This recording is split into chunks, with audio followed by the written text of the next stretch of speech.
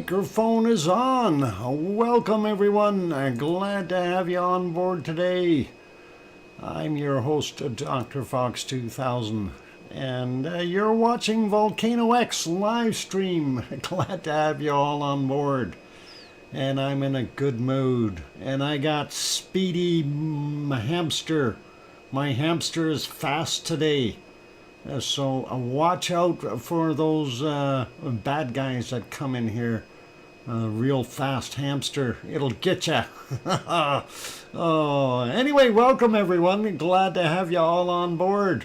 And it's a lovely day in the neighborhood.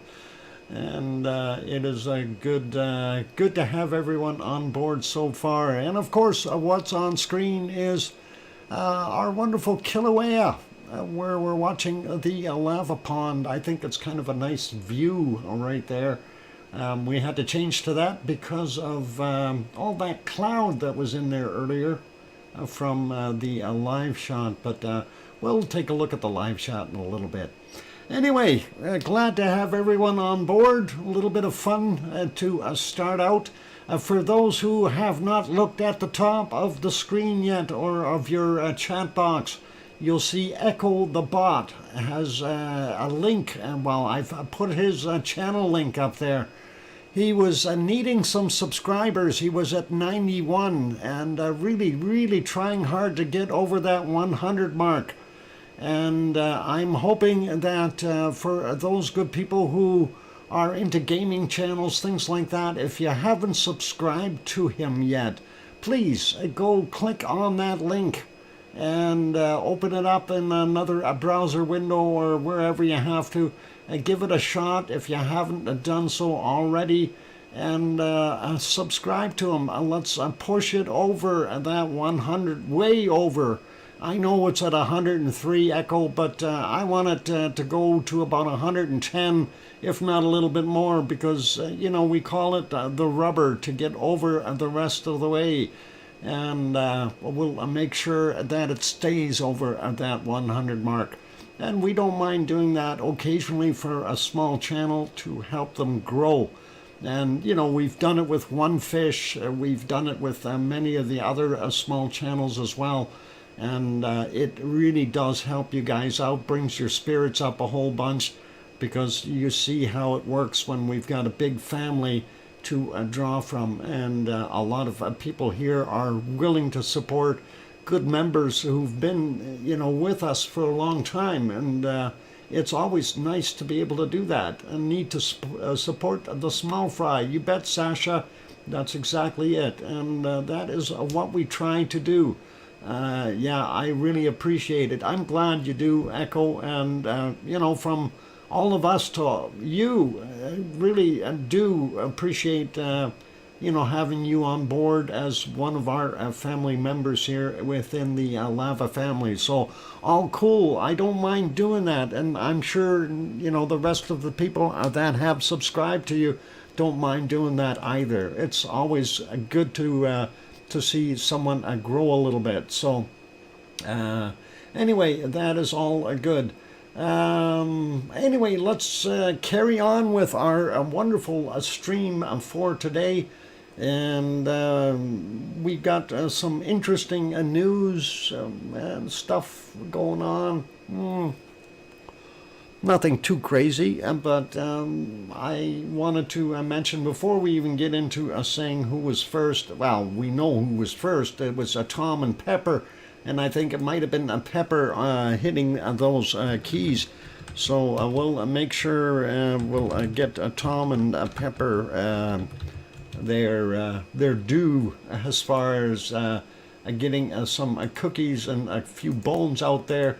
And that'll be awesome. So we'll, yeah, let me do that. Get those out of the way. Otherwise, I'm going to forget to do that. And we'll get that happening. There we go. And there is the Tom and Pepper's cookies and bones for getting in as number one today. So awesome.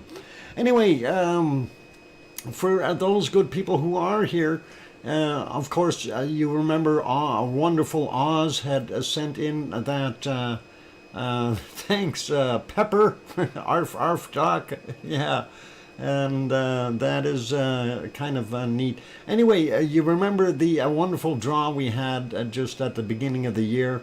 And of course, Oz had kindly donated the Brumby pack of goodies there, which included some chocolates. It also included Brumby a book, a nice book, and it also included the Brumby horse doll with the brush and everything, and the Brumby horse calendar.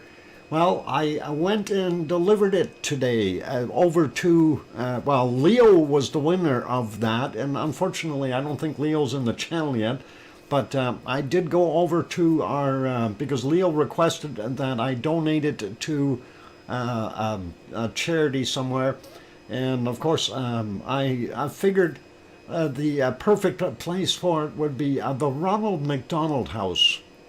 And so I did go over there today, and I did phone them the other day just to set it up. And I went and spoke to Abby, who is in charge of the magic room.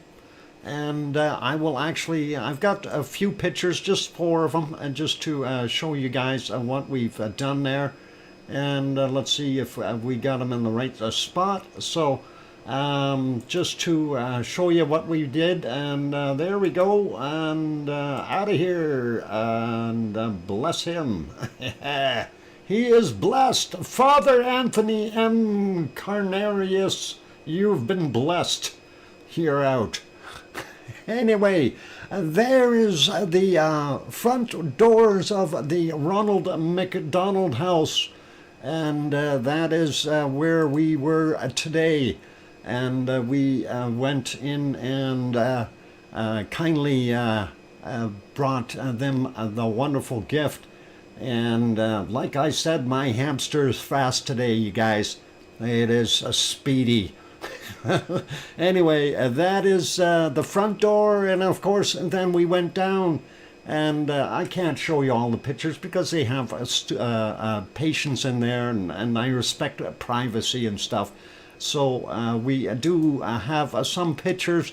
This is the magic room, okay? This is one angle of it. Anyway, they didn't have anything set up right then for the kids because there were no kids coming down. They had just finished the cleaning up and stuff. So that was a kind of a nice view.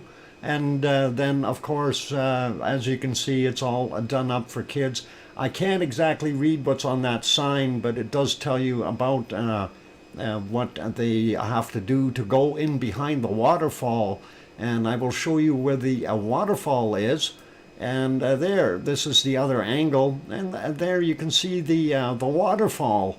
And it's a magic waterfall. So when you go in through the waterfall, of course, you go into what they call the other magic room. And that is pretty awesome to be able to go in there and see. By the way, as you see under the tree, there's a set of eyes that are watching you. Anyway, then we did go into the magic room just to show you what they do have in there for the wonderful children. And yeah, there we go.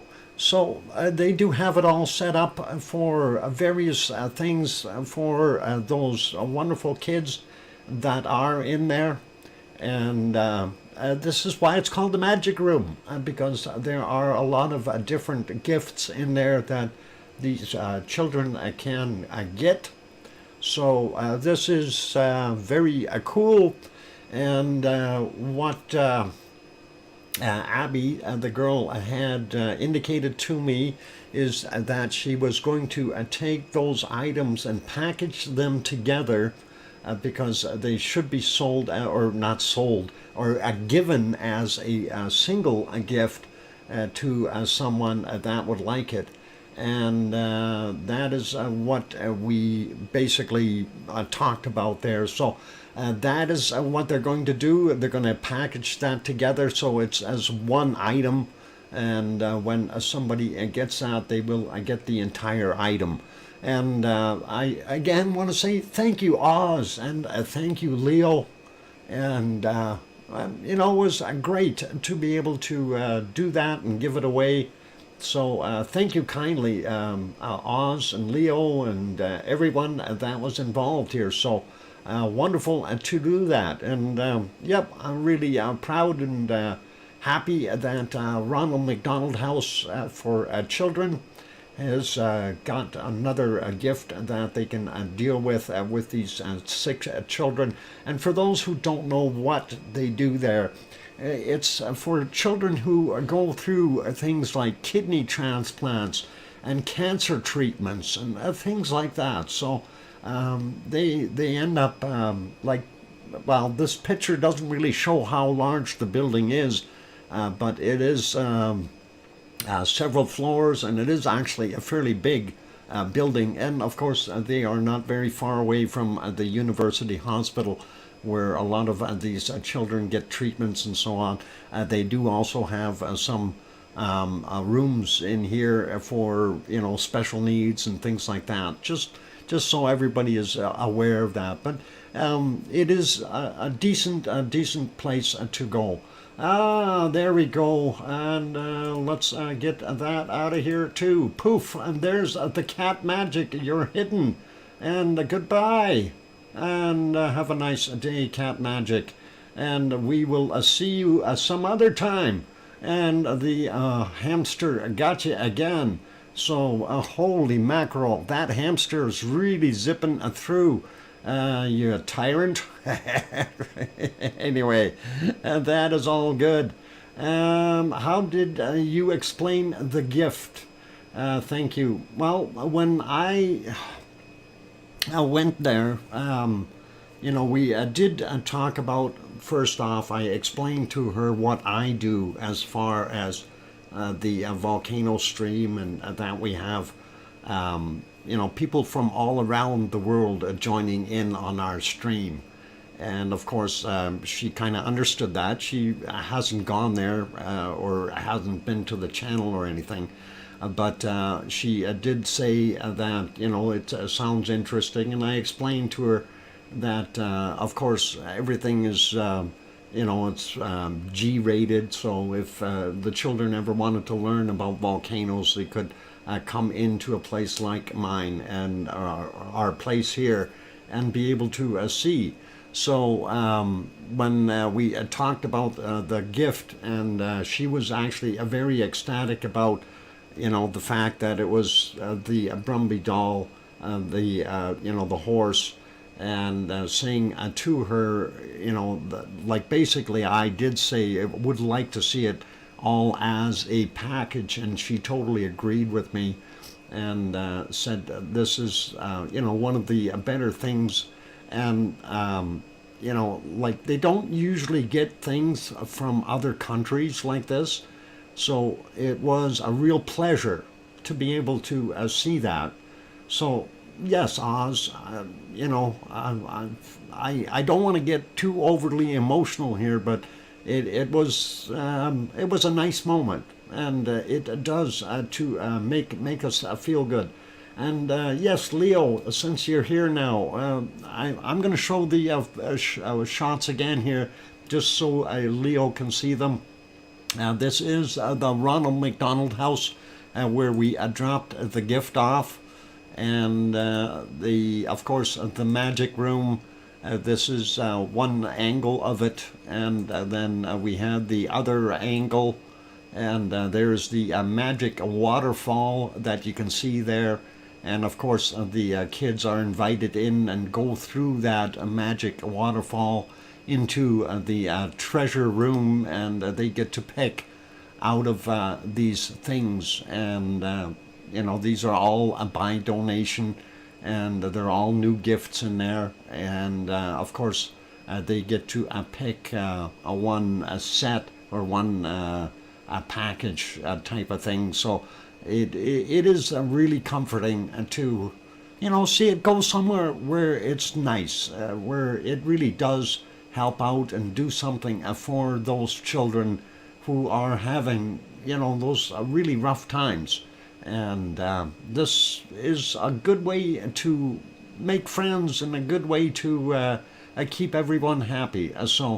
Oh boy, there we go. And there he is again. Bless him. And yeah, Father Anthony M. McGarris, you know, you are just a real loser, aren't you? My hamster's faster than you are, so good luck, buddy. Anyway, you're welcome, Leo, and you're welcome, everyone, and glad that we can make that happen. I can't see them, Doctor. Maybe you've got them blocked already there, Arizona, but that's okay. I nailed him just as he got his first line in, so that's all he's going to get, and he's been blessed out of here. Anyway, let's get back over to our volcano stuff, and we'll carry on with saying hi to everyone. So let's do that. No, I think they blocked me. Well, it could have been there, Arizona, but they can't block me, because otherwise, if they block me, they can't get in. So it's pretty simple, and that is all there's to it. And like I said, my hamster is fast today. He'll get them all. Anyway, welcome to everyone. We'll start out by saying hi to our wonderful friends in here, and we'll start out with Kevin Haynes and BMAT. And we got Mars 2028 and Wonky Donkey, and of course, before I get going too far, Piggy will not be in the chat tonight. If anything, she may be in the lurkers area, but she has a problem. Well, of course, she's dealing with some pain there, and of course, we'll leave her be and let her rest. She'll be watching maybe, but anyway, as that's where Piggy is, so she won't be partaking tonight. She does have to go to the surgeon tomorrow morning, and that is very important for her, so they can figure out what to do, where to do it, and how to do it, and get her to stop having that pain. Anyway, let's carry on with what we're doing here. And I already said hi to Wonky Donkey, and I want to say hi to Arizona Snowman, Piggy, and C&D Boy, and Gary 24/7 Live, He's at Skies, and the rest of our moderators like Joseph Fields and Lucas Snow, and a few others that may be in the background as well. So that's all cool. Anyway, if you noticed, I did put Echo the Bot's channel. I'll pin his link up on the top there. He was looking for some subscribers. Hopefully a lot of you have joined him and hit that subscribe button already for him. But anyway, Echo the Bot is here. Sue Hayes on board. Leo Carlson, Sarah Miles, welcome. We got Mars 2028 already, and going up a little bit more. Sasha is in the house. Of course, our wonderful Oz is here. Thank you. And we got John and Tom and Pepper. Of course, I got the cookies. We got Wonky Donkey already. B-Matt is in the house. Welcome. Glad to have you on board. And I can hear you, Sharon Stewart. And let's see, who else we got? Henry Nelson is here. Welcome. And going up some more. Grandma B is in the house. Good to see you. And let's see, and we got Kevin, we got John, we got Sue, and we're still going up, looking for more wonderful names. And Hermione and Fluffy are also here. Sarah Miles is in the house. Good to have you on board. We got Mars already. Grandma B, we got, okay, scrolling up here a little bit more. And seeing who else we got, and let's see, still scrolling, and we got Sharon. Billy Bob Joe was back, welcome, and still going up. BMAT we got, okay, I'm trying to see scrolling quickly, so I'm trying to do this as fast as I can. And let's see, Klaus. Klaus is here. Guten Abend, Klaus. And glad to have you back on board. And who else is here? Let's see. We got Sasha, we got Grandma B. And going up a little bit more, looking for other names. Let's see. Who else we got in here that I've seen? Oh boy. Kim Raudenbush having trouble with his phone again. Hopefully he'll figure it out. Welcome, Kim. And still scrolling upward. And let's see, do we have... who else we got? Echo, we got echoing everywhere. And I'm up as far as I can go right now. I don't see anyone else up at the top. So don't forget to hit the like button for the stream. Yes, that is correct.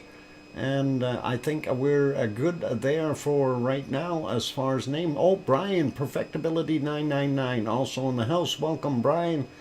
And let's see, do we have anyone else that I missed? Russell Brainerd, welcome. I'm glad to have you on board. And just about everyone else has been called out here and sent hi to. So if I did miss you, I do apologize. And we will acknowledge you if you speak up and say, hey, you missed me. And do something like that. That'll be cool. Anyway, a lovely day in paradise, but we really don't have a heck of a lot of new stuff happening.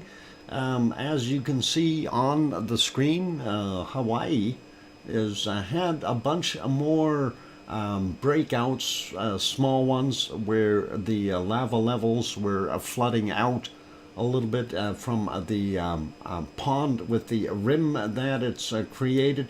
Let's put it back on live for a minute and see how it looks. Ooh, that's not going to do us any good. Let's back that up a little bit again. And we're back at about 6:15 a.m. is what we were looking at. We didn't have any smoke then. I did have a question. Somebody was looking for a video on when our lovely rock in the background here, when it was back here, it had moved over. They were looking for a time lapse to see it move. Unfortunately, I was not able to capture that because of when it happened. It was basically yesterday morning, and that would have taken way too much time because it was fairly slow moving across there. And unfortunately, I wasn't able to, and I told the fella to maybe check with 2 pineapples, see if he had something in the form of a time lapse. So, but we know that rock is definitely moved, and it has grown. It's getting up there. So, Dr. Fox, is it back up where the level was before it stopped erupting? No, it is not. This is, of course, the new pool that is out back, right? Behind the original lava pond that we were looking at. Let's take a look at a couple of the other photos here, and that'll tell us what we're looking at. If we go to this one, oh, they're testing me again. I guess we got to go here and submit. Success. Okay, yeah, this shot isn't going to do us much good. Let me see if I can find you a shot that I grabbed earlier. And just give me a second or two, and we'll see if we can bring one up. I did capture a few just in case this was going to happen, so hopefully we'll be able to do that. This one may work, so let's bring that up. This was from this morning. So of course you can see where, and I need to use my crayons there. You can see where the old lava pond is right here, of course, and that looks pretty cool. And it does still indicate that it is fairly far down in level. and it's nowhere near where it was originally. So definitely not full at all. What we do see here, of course, is this other spot, very suspicious, and that one is continuing to go, to glow, as well as get bigger and smaller on occasion. And then, of course, this area here where all this smoke is coming from, everything that's coming up there, this is really suspicious in here. And we don't know if that's going to pop open or not. But I'd like to see what, it's going to do in the future. The opening here, that guy, where our point is, that basically has moved. It used to be over here. Okay, so it's kind of interesting that it's shifted over a little bit, and I'm wondering if it's wandering towards the back wall. And again, you got to remember the walls of this caldera, if we do a line here on the side, it basically goes down like that, right, downward. So when we see this here, this is actually getting closer to the edge of the caldera at lower depths. So that is kind of interesting to be able to see that. And of course that rock that moved, I think part of it is the rock floated over, as well as the fountain that's coming up has moved itself as well. So that is kind of a lateral movement. They're shifting positions, really. And that is kind of neat. You see it's actually a fairly small right now in comparison to the original outflow that we had. That was a much, much larger. So the dam walls that it's built up around the edges, though, they keep breaking, and that's going to be the way it is. I don't know what's going to happen to that spot. If it's going to move, we may see it go in that direction a little bit more. That's just a gut feeling. I'm not an expert on this, and I really don't know where it's going to move, if anything. So that is something that we can consider, a hypothesis. By the way, I seen that, Tom. Thank you for the 5-minute warning. And it's kind of makes you wonder, what are we going to see in the future in here? Are we going to see this? And of course, you can see this area in here. It's built itself its own little plateau. And this is much lower down here on these sides. So that goes downhill quite a bit. So if we get more lava, it's going to end up flowing in and filling these voids up, and trying to make everything, that same level as where the pond is there now. And that'll be interesting. Just to get rid of all my scribble here for a second, I do want to emphasize, though, there's a Pig Island here, and then of course this whole area around here is much, much higher than this area that is back behind here. So we're still going to see, if anything fills up, we're going to see it fill up around the edges first, all the way, and then we'll see it building up towards the higher areas here. So we'll see flow in these areas first, if we see anything at all, right? And then eventually it will start moving up and filling that space in as well. And that's kind of neat. We'll see what happens in the future.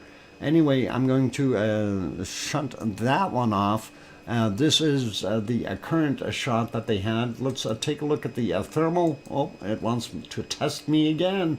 Let's see. I need a triangle this time. Let's get close. Oh, there we go. And that is successful. There is our thermal image.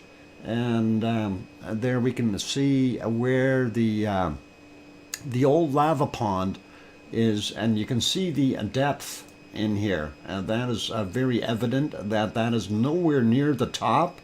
It's quite a ways down. So we know this area is up much, much higher than this area is. And you can see some outflow in here as well. The little bits on this side, also relatively fresh stuff on this end. So these are going to continue as this thing keeps pouring lava into the pie here, if you want to call it that, and then it'll break out and start filling lower voids. But as I was saying before, what we're going to see is this area is going to end up building up in height, and then the outer rim will start seeing some of that flow eventually. So it's going to be quite unique to see what happens. And at some point in time, we're going to see this get into here as well. Once this reaches a certain level, it's going to flow back into here. And hi, Cananascus Country, welcome. And Mars 2028, how much higher does the lava have to rise before it can escape the 2018 crater? From this guy here? Oh boy, it's going to take a lot of lava. This is going to take months and months and months, if not years, at the rate it's going. It's not going very, very quickly. We don't have a volume rate that they haven't shown anything. So yes, Hermione, thank you. It is a time for a break, and I do need to do that, but they haven't shown anything volume-wise as far as what we've got going on. And Mreek time. It's Mreek time. John says Mreek time. Okay, John, I'm going to have my Mreek now. But yeah, just want to kind of emphasize what's going on there. But yeah, it'll be yeah, break. I know what you meant. No worries. It's a typo. That darn bee jumps over there and gets right in the way all the time. I got the same problems. Brains work well, fingers don't, right? So that's the way it is. Anyway, we'll talk more about that after the break, and we'll, you know, kind of maybe if there's more questions. By the way, it is still somewhere around 3,000 tons per day of SO2 coming out of there, or yeah, about 3,000. It was a little less than what they had when it first started. So that's pretty cool. Michael Olson, thank you, and take a break and have a Pepsi on me. Thank you very kindly, Michael. That is awesome. Appreciate that, and I am going to take that break, and I will take you up on that offer.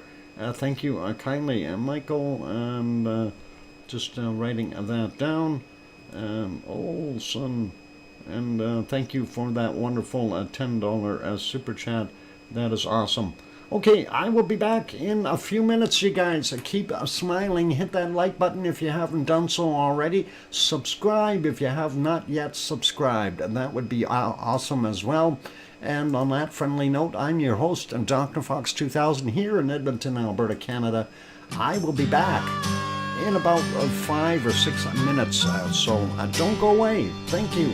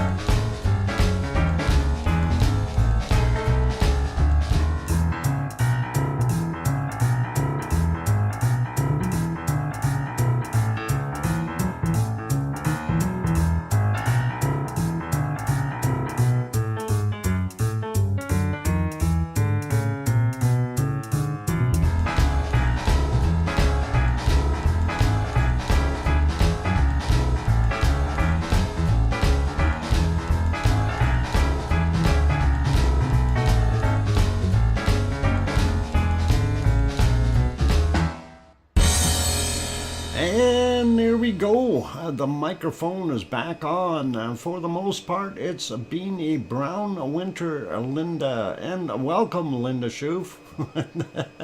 And thank you for the welcome backs from Sue and John and Mars and Kevin Haynes. And yes, hang on, Hermione and Fluffy and Linda Schoof, of course, saying hi at Dr. Fox. Glad to have you on board, Linda. I hear you, Dr. Fox 2000 from Sharon Stewart. And Michael Olson, thank you, appreciate that. And thanks again for that wonderful super chat. And that is awesome. And thanks, Kananaskis Country. Welcome back to your office. And yep, it is a wonderful office. We like it. It is, it's nice. I like my office. A little noisy in here, but I like it with all these people in here and the breathing and everything. Back in back in a fine voice. Yeah, actually not 100% yet, Linda, but you know, very close. We're very close. Thanks, Sasha, as well. And I'm still working on it, but it is definitely going. Breathless? Yeah, almost. It's one of those things. I have to try to be able to breathe in once in a while, even while I am rattling off things. I do take breaths, but you don't even notice it, which is pretty cool. But when I had my nose plugged, I couldn't do that. It was horrible. It was horrible, I tell you. But we're good now, for a lot better.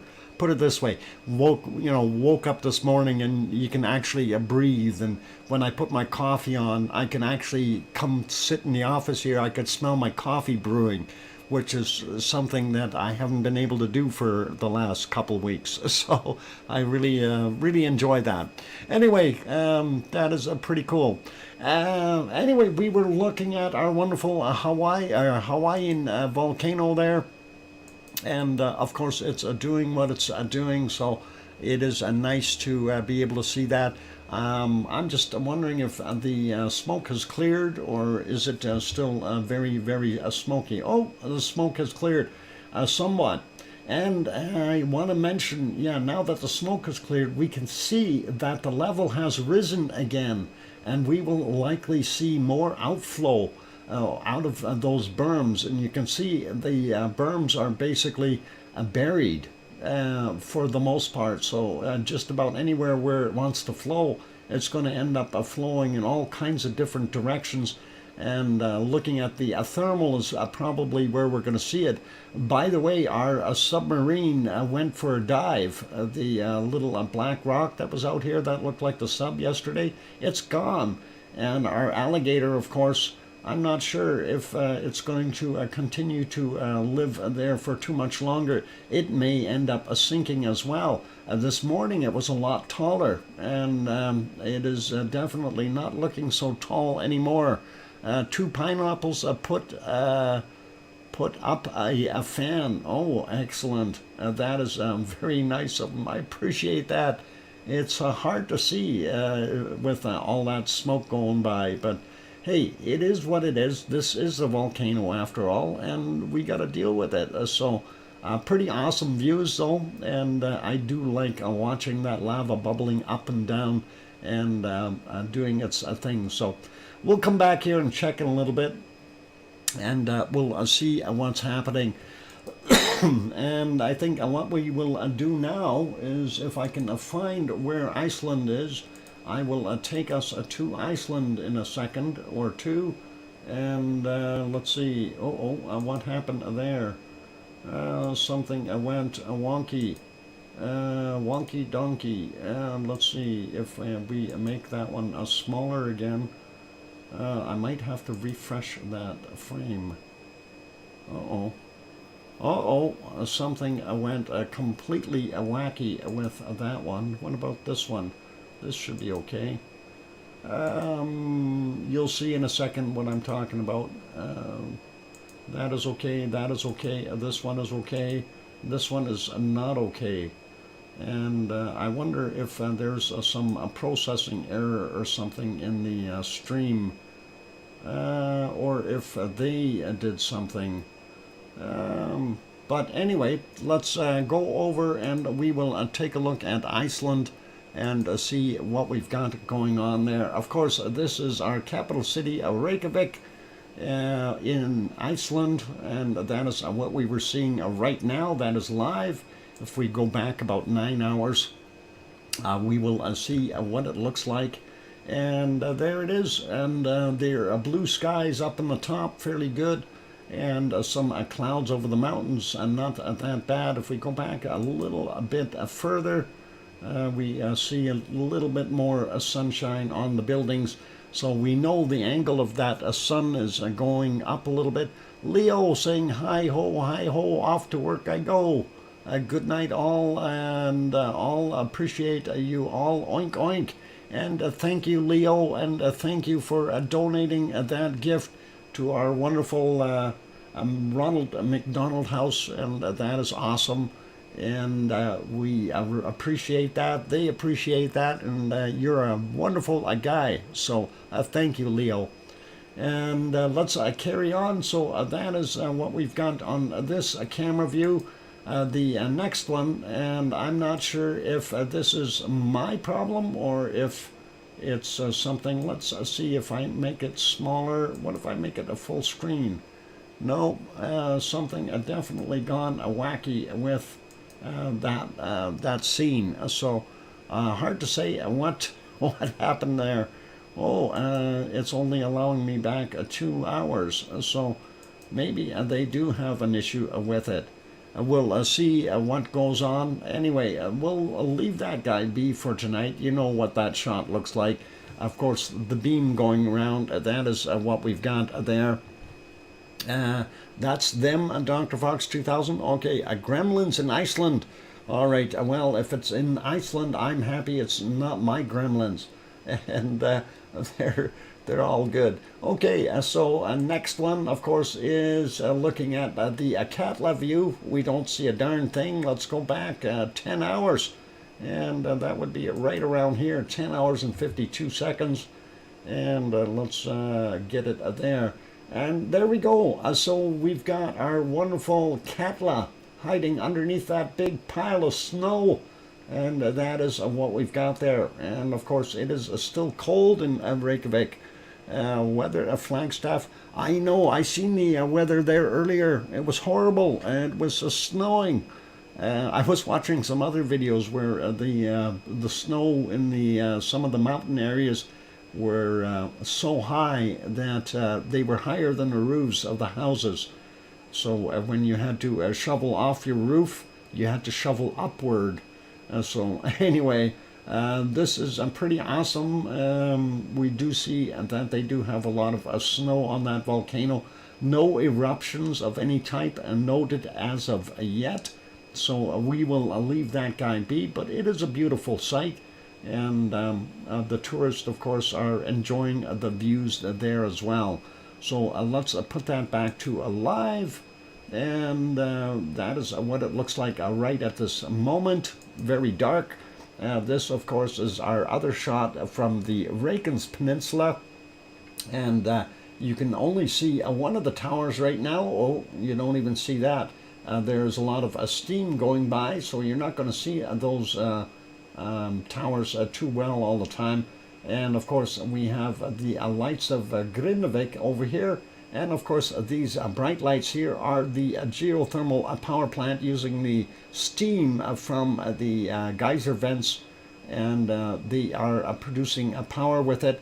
And unfortunately, looks like we aren't going to be able to go back into the daylight either. That one too is only allowing us to go back about 3 hours. So they may have restarted these streams or something like that. So that's kind of what we're seeing there. Now you can see both towers. That's pretty cool. But we're okay for tonight. We don't necessarily need to show them every night, but lights of Reykjavik in the background here, just so you get the idea. Anyway, let's go over, take a look at the harmonic tremor chart, and we'll see what's going on. Yep, yikes, looks cold for there. for Flagstaff, but we want to see how cold it is in Iceland. So let's do this. We'll bring that up and see what the temperature in Reykjavik is right now. I'm curious because I did see it's -8 degrees Celsius in Reykjavik right now. So pretty chilly for Iceland, and that is all right. Anyway, let's put it back on there so I can find it later. And let's go over to our harmonic tremor chart. Yep, same as Edmonton. It is a 2. And there is our harmonic tremor charts. And of course I had to reboot, so everything is in different locations here. I'm going to refresh that just to make sure we've got it all. Anyway, today's activity, we do see quite a few little spurts in here, and a little bit of a larger one right there. And I don't know if that's some kind of a quake that happened in the area or nearby. Let's take a look and see if our Grindavik chart is going, but this looks like it is on a downward trend, and we do see the up and down and up and possibly a down again kind of movement the way it is going right now. Let's take a look for Grindavik. We'll stop at Grimsey on the way, and there is our Grimsey chart, and of course Grimsey is heading back down from what it was, so that is okay. And let's continue down here, and yeah, the Grindavik chart is still not working. I did kind of request that Alex France go out there and kick that sensor, but I have no idea where he is. Hopefully he will. He's probably still trying to heal his fractured rib from falling on the ice. And let's take a look at the other one, of course, and that's Kristuvik, and that is to the northeast of Fagradalfjall, and that is this one. And there we see it has a similar pattern to what we see for our Ragnar area for Fagradalfjall, but I don't know, we're not seeing that big spike in here, so that must be something local in our Fagradalfjall area. So if we are getting more tremors in that area, that is all good. Anyway, we're going to slide this one back up to Fagradalfjall, and then we will go over to the earthquakes, and we'll have a quick look and see what we've got happening there. So one more, there we go, Fagradalfjall right there, and that is all cool. Over to the earthquakes, and there we are, and not that many earthquakes happening still. Very low numbers. We've got 33 showing for today in the last 24 hours, so that is what we've got there. Looks like a biggest one is over here, and that almost looks like is that Grimsvatn? I don't know if it is, but that is all right. Hey Jay, welcome back, and glad to see you renewing your membership, and excellent. Doing a lot better today. Thank you very much, and appreciate you renewing. All right, let's zoom in, and we'll see what we've got happening. First one out in the water here, 1.63, 9.9 kilometers down from 2:18 a.m. For those who are curious, the lighthouse is here. That's about the location of the camera, and we see the, I don't know exactly where that power plant is located. I'm assuming it's here somewhere. There's those parking areas and the driving areas. Where is that power plant? There must be over here. Yeah, that's the power plant. And of course we have, there's kind of a lake showing in the middle here. And of course the steam vents and so on in between. And that of course looks over. And let's see.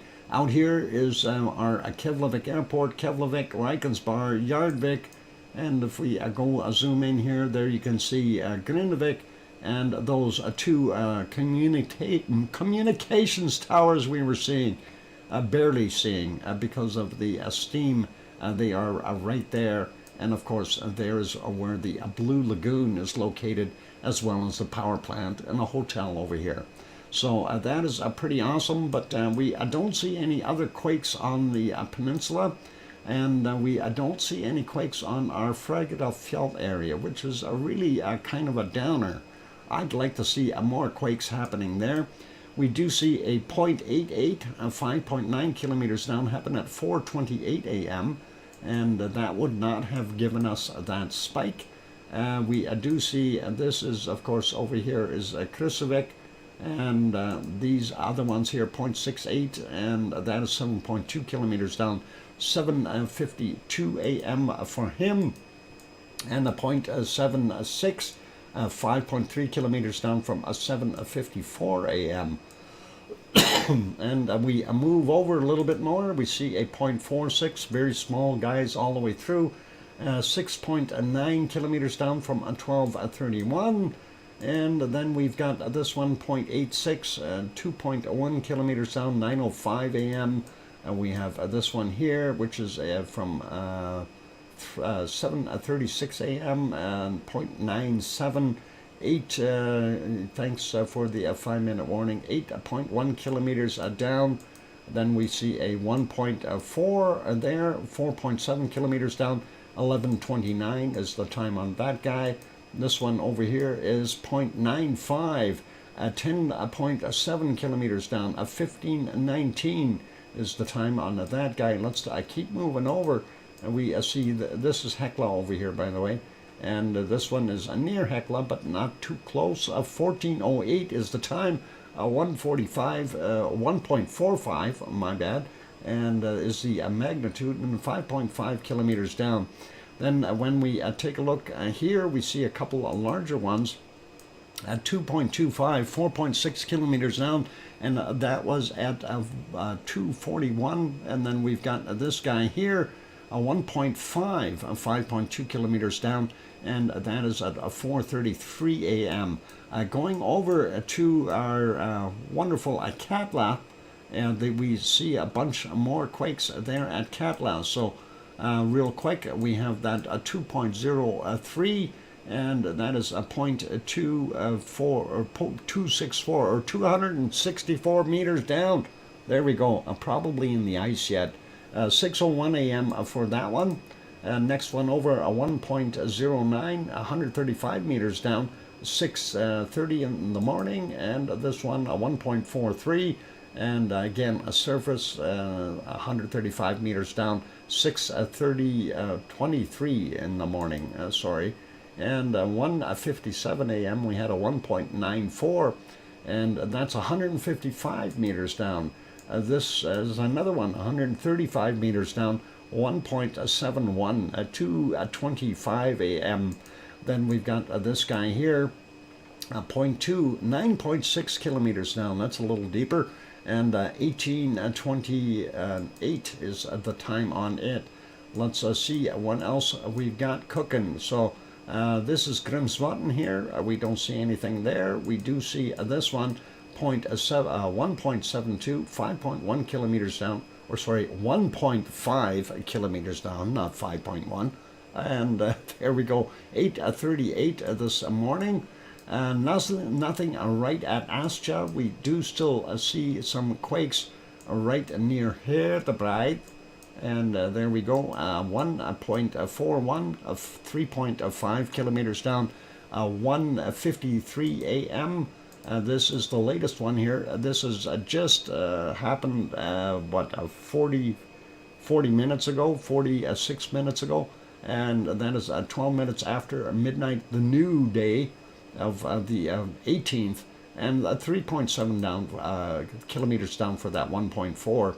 This one is from the 17th, of course, a regular day, 2:19 a.m., 1.25, 2.2 kilometers down. And of course, there's Herdebreit, the flat top volcano. And let's see if we can grab these last ones here before the break. And let's zoom in a little more, break them up. There we go, 0.65, 1 kilometer down, 15:37. Next one is a 0.81, 1.5 kilometers down, 13:54. And a 0.52, 2.3 kilometers down from 9:38. Then we've got this guy here, 1.24, 23 kilometers down. That's really deep. 2.44 is the size. The next one here is a 0.3, 5.5 kilometers down, 2026 is the time on him. Then we've got two more, pardon me, and that is a 0.85, 4 kilometers down, and that is 6:55 a.m. And a 0.9, 4.9 kilometers down from a 21:55. And there you go. That is our earthquakes there in Iceland today. We don't see any on the outskirts, and that is all we've got. So that is pretty awesome, pretty cool. Let's put it back over to here, and it's really a smoky looking scene. I may put you back into the other stuff. Wonky Donkey saying, is Dr. Fox really a human or a talking fox?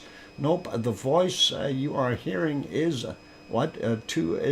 is a homesick alien trying to take over the world from the lava workers to us mere humans. You be warned. You okay? Yeah, sure, Wonky Donkey. You're a Wonky Donkey. We're Fox. All right, there we go. Anyway, it is time to take that break, you guys. 6 my time, and of course that is all awesome and cool. After the break, we're going to have our wonderful bacon seeds. So stick around for that. I'm going to leave it on here for right now. Throw some music on.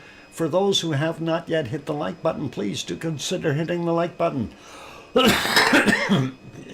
I do need to take a break. Coughing too much. And for those others who have not yet subscribed, if you don't mind the coughing and you feel that we've earned the subscription, please do hit that subscribe button. That would be awesome. And on that friendly note, I'm your host, DrFox2000, here in Edmonton, Alberta, Canada. I'll be back in 5 or 6 or 7 minutes. Don't go away. Keep smiling. Play nice in the lava. I'll be back. And my hamster is still ready to go. I'll be back.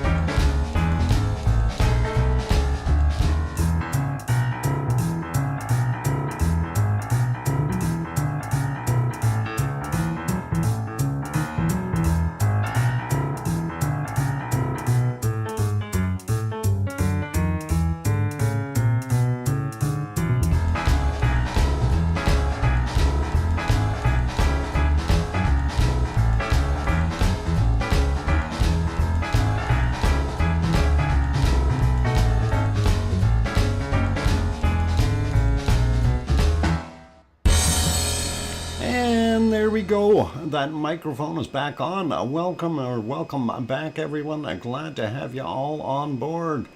And Sasha saying, it's a mad, mad world. You bet.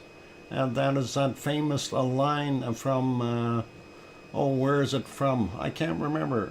No, never mind. Anyway, thank you for the welcome backs from Sue and Mars and Oz and let's see, who else said welcome back? I see, I can hear you, DrFox2000, all good. And that is good. And Grenzed says welcome back. And welcome to Silversmith. Thanks, Susie, and Canonesca's Country as well for the welcome back. And yep, Silversmith, I understand the bit about the music. I am looking into trying to find different stuff in here. And I know it is boring and repetitive, but it is one of those things.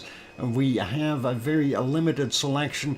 My point of the songs is I try to find shorter ones that are, 2 to 3 minutes at length. A lot of the ones that are on YouTube are longer than that. And of course, to find royalty-free music without requiring attributes, in other words, having to say who played them and all that, then it gets a whole bunch more difficult. So that's something that I am working on, and please bear with me when I say that, because it's a difficult choice to make with what kind of music we throw on here. And sometimes our hands are a little bit tied. And I know that Two Pineapples has a source that he is using. I'm not sure how he's done that, but I certainly am looking into trying to figure that out. I think your selection is fine. Thanks, Grenzed. I'd like to add to it, though, because we do have a limited selection, and it would be nice to get a whole bunch more in there. So we'll see what we can do. Anyway, it is a bacon seed time, so let's get over to those before we forget. And a quick reminder, Piggy is still in her sty, locked in piggy jail. Two Pineapples has a source. And it's a neat source. I'd love to try to have a look at it. Quiet is also okay. Well, sometimes, Grenzed, I'd like to have something playing. But anyway, Piggy is still kind of confined to her sty till tomorrow morning, when she can go to the surgeon, and then they'll see what they can do. Anyway, it is a Taco Tuesday, and I figured that would be appropriate for the last one we seen from yesterday. But Piggy did send us some more wonderful pictures. Whoops, hang on, what did I do there? I wanted there, Piggy. That's Piggy sending me the new ones. Piggy jail, yep, she's in jail, in her sty, confined by the doctor's orders. Anyway, she did get out and sent us these wonderful bacon seeds. This little guy, of course, I'm going to call him Spot. Yeah, that's a nice little guy. He's sleeping and doing his thing. And I didn't do nothing. And that is what she said. Yeah. And here's another fine little fella. And he's having a drink. He's growing, and he's in his sty too, all locked up, not allowed to go out and play, so they have to feed him. And he's having a nice little snack, and that is nice to see. And the next one on our list is this guy romping through the leaves. This is a very, very young little guy doing his thing. And look at the fuzzy hair on him. I like that. But he has friends in there. Yes, Henry, he does. And they're all planning on how to get out. What a PC was that? Snoutable? Yeah. Hey, speaking of Echo the Bot, are you at 111 subscribers now? Or did you go higher than that already? And I'm hoping that we're going to get you a few more. That's only 20 that you've gained. So that is pretty awesome. Anyone who has not yet subscribed to Echo the Bot, please do consider it. And 112, that is awesome. And hopefully we can get you up just a little bit higher. That way, if some do leave, you're not going to be down below that 100 mark again. And that would be pretty awesome. Anyway, let's get to the next bacon seed, and that is this guy.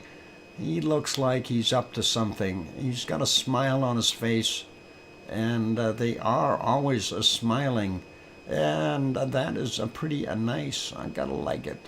I like smiles on piggies. Very, very cool. And the next bacon seed, here's another one that's smiling, and this guy is kind of looking right at you, and that is pretty awesome. He's got kind of fuzzy hair too, so pretty awesome. Yes, what Inu Yasha and Yashim, something or other. All right, I'm not gonna try to pronounce those things. Pronunciations are hard for me. Anyway, here's our next bacon seed, and this guy looks like he's enjoying his romp out in the sun. Doing a little bit of fun stuff and smiling at us. I love it. And a happy piglet is right. And we always like the happy guys. And let's get to our last bacon seed for the day. And that is this wonderful fella. Oh, it's actually two wonderful fellas. Or I don't know if they're fellas. They might be two lovely ladies. I have no idea, but they are cute and kind of neat looking. So, yep, little ginger snappy kind of guys and twins. They do, well, actually, you look at the snouts, not quite the same, but I'm sure they are twins. And that'd be pretty awesome. It does look nice, you guys. So that's our bacon seeds for today. And shiny, happy piglets. You bet they are indeed. So that's what we've got for bacon seeds. Let's continue on. Two wonderful, methane factories. Yeah, they do that. Isn't that neat how they can perform like that? Create wonderful methane for us. Anyway, there we went to the Azores, and that is the island of St. George. We can see one of the nice little towns there, the bright lights, of course, a harbor. And I was watching earlier, and I forgot to take a snapshot. I wanted to kind of have something so we could show what it looked like there today. Anyway, you see the lights off on the other side here. There's 18 kilometers of water in between. That is Pico Island on the other side. We are on the island of St. George, where one of the volcanoes is. The other one, of course, is on Terceira, the other island. And we'll take a look and see how many earthquakes we had there. But before we get there, we're going to take a look at the cove. And of course, we are past our midnight hour there, so we don't see any updates on the picture, but it wasn't all that rough there today. So it was fairly nice, calm waters, and that's what we were seeing. But there's normally some pretty good waves showing in here. I don't understand why they stop at midnight, and that's kind of weird. And even if I refresh, it does not refresh the screen. So they reset it sometime during the night, and we'll see what we can figure out with that. Anyway, let's go over, have a look at what we see earthquake-wise, and we'll have a quick peek. So for the 15th, are the last earthquakes that we see. We don't see any on St. George, nothing new on St. George for the 16th or the 17th. So quiet for those good people living there.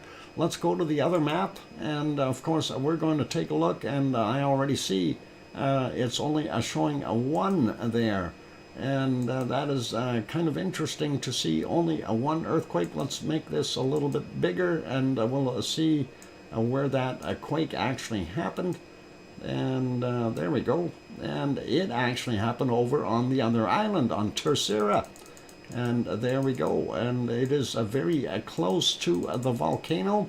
There is the Terceira volcano. That one is of course the second one in the Azores that is listed as a yellow on our charts. 7 hours ago, a 2.0. And that is 5 kilometers down, sorry for the coughing, and that's from a 1756 UTC, so, or a GMT, whatever you want to call it, and that is what we've got there. So nothing really major happening in the Azores. All is quiet, and that is probably good for those people who are not familiar where the Azores are. Right there in the middle of the Atlantic Ocean, there is Portugal and Spain and France and Ireland. Irish monk waving hi to us. I think he was out looking for his goat. 3 came home, 1 did not. And anyway, there is England, and of course Newfoundland over here, and Nova Scotia, that kind of thing. And Iceland is up there, and Greenland, of course. So we see what it is, and that looks pretty awesome, but this is limited as to what they pick up. We know we had an earthquake right in here somewhere, and they don't show it on this particular chart. We'll get to that when we get over to our other stuff later on. So very cool. Anyway, we'll put this back on where I can find it later, and let's see if we can get over to our next set of volcanic activity, and that of course will be over at our wonderful Popocatépetl, and our other friends, of course. And let's see how that one turned out. Okay, never mind, we'll worry on that.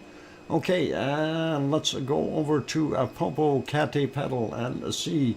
It is already getting into oh, it's buffering. Yeah. Okay, it's getting dark there. It's of course 7:25 in the evening there, and that is what we see. Popo has been a lot quieter today, not quite as much eruptive activity. If we go back in time about 2 hours, we did see a little bit of action, but nothing major. And there we see a bit of a puff. And I'm advancing it 5 seconds at a time to expedite this. So yeah, that's what we were seeing. It is a pretty dark, dungy plume coming out, lots of ash in there. So we know it is still pretty active. I have you haven't hit the thumb button. Please hit if I guess you missed the F there, Tom, but okay, I was trying to read that. You haven't? Okay, never mind. My bad. I know typos. I have typo problems too. It's those fingers don't want to do what the brain tells them to. But thank you, Tom. I appreciate it. Anyway, that was one of the puffs that did come out. Fat thumb. Okay, we'll blame it on the fat thumb. And I was going to say, was it a pepper typing? Yeah.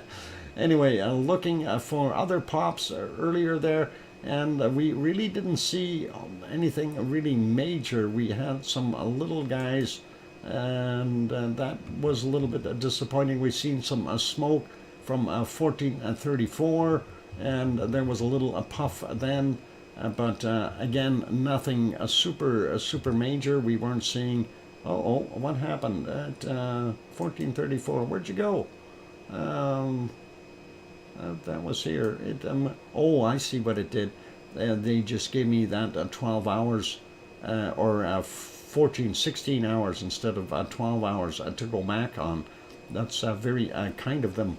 But yeah, really I didn't do that much. This one was a little bit bigger. This is what is it, a 1340, and again really puffing out, but didn't see any daytime lava. I'm sure if it was dark we'd see a bunch of a glow in here and stuff like that, but it basically puffed and then quit, and that's that kind of thing. It's been doing that. So let's see where else we had. I think earlier in the morning we had a little bit more activity.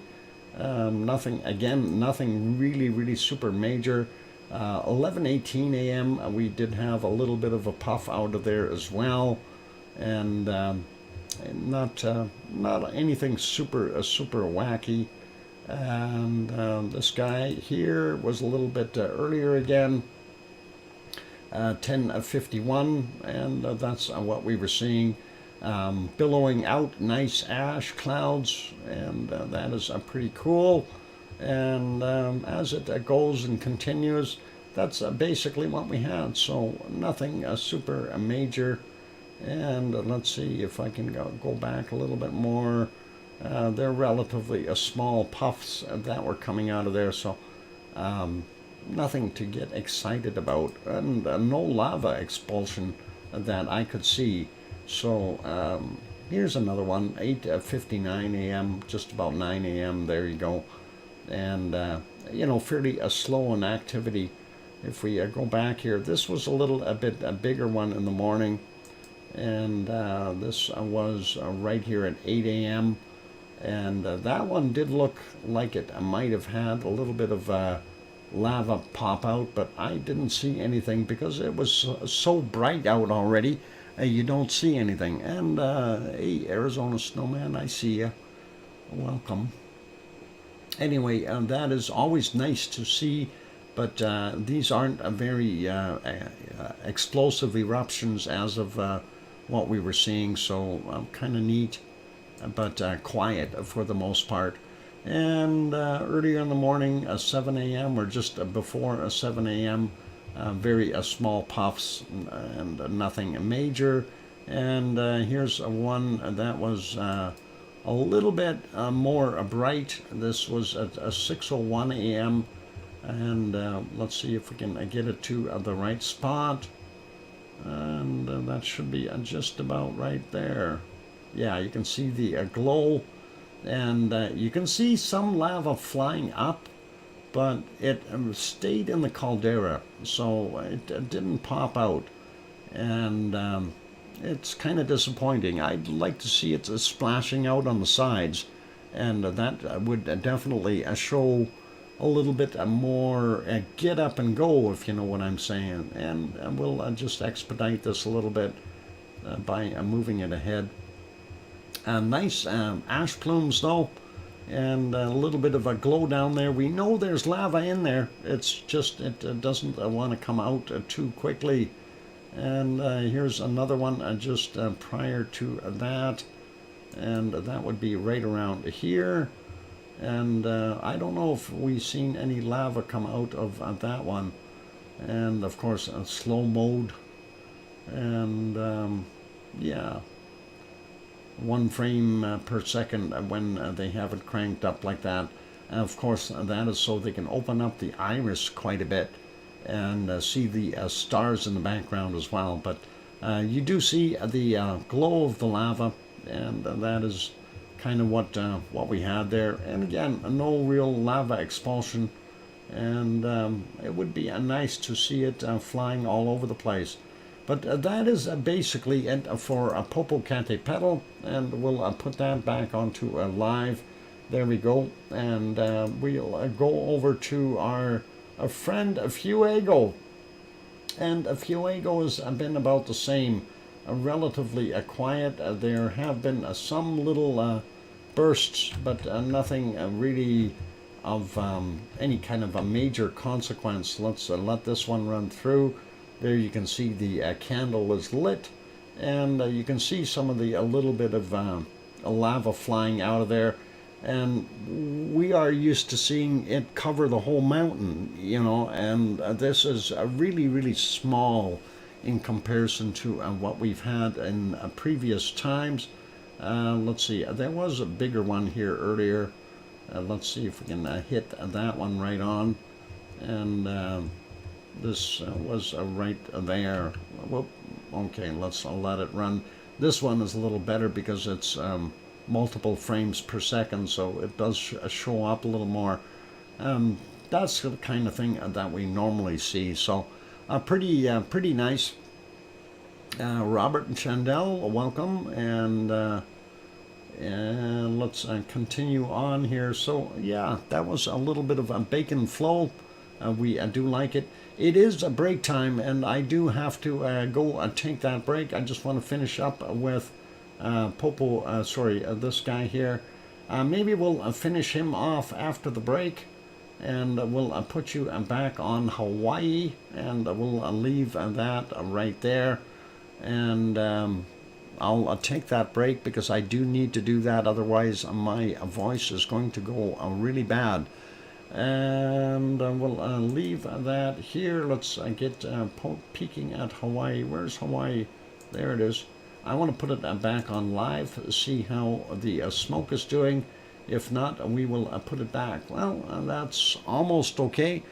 If you see me put it back to earlier in the day, you'll see because we lose picture, right?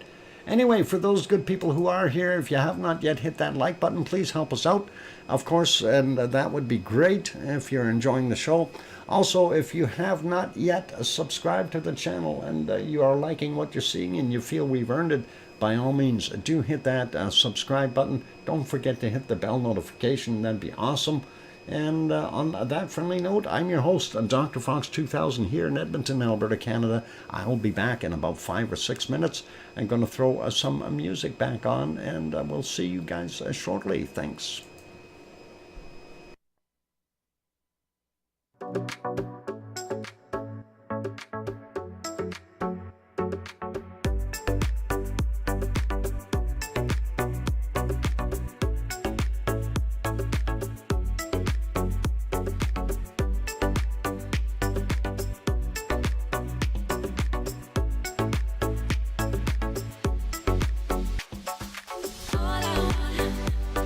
Oh,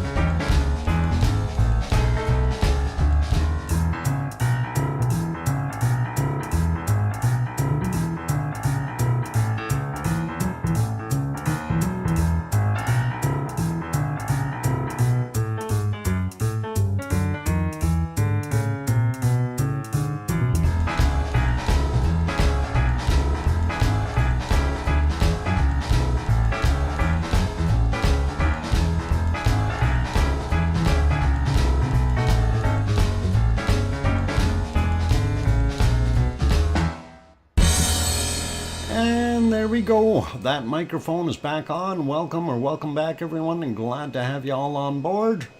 And we are going to go back over to our wonderful Fuego and continue on with what we were doing. And thank you for the welcome backs from DJ and Kevin Haynes and Sue and Sasha and Duchess of Elements is here. I thought I would drop by for a bit. Duchess is in the building.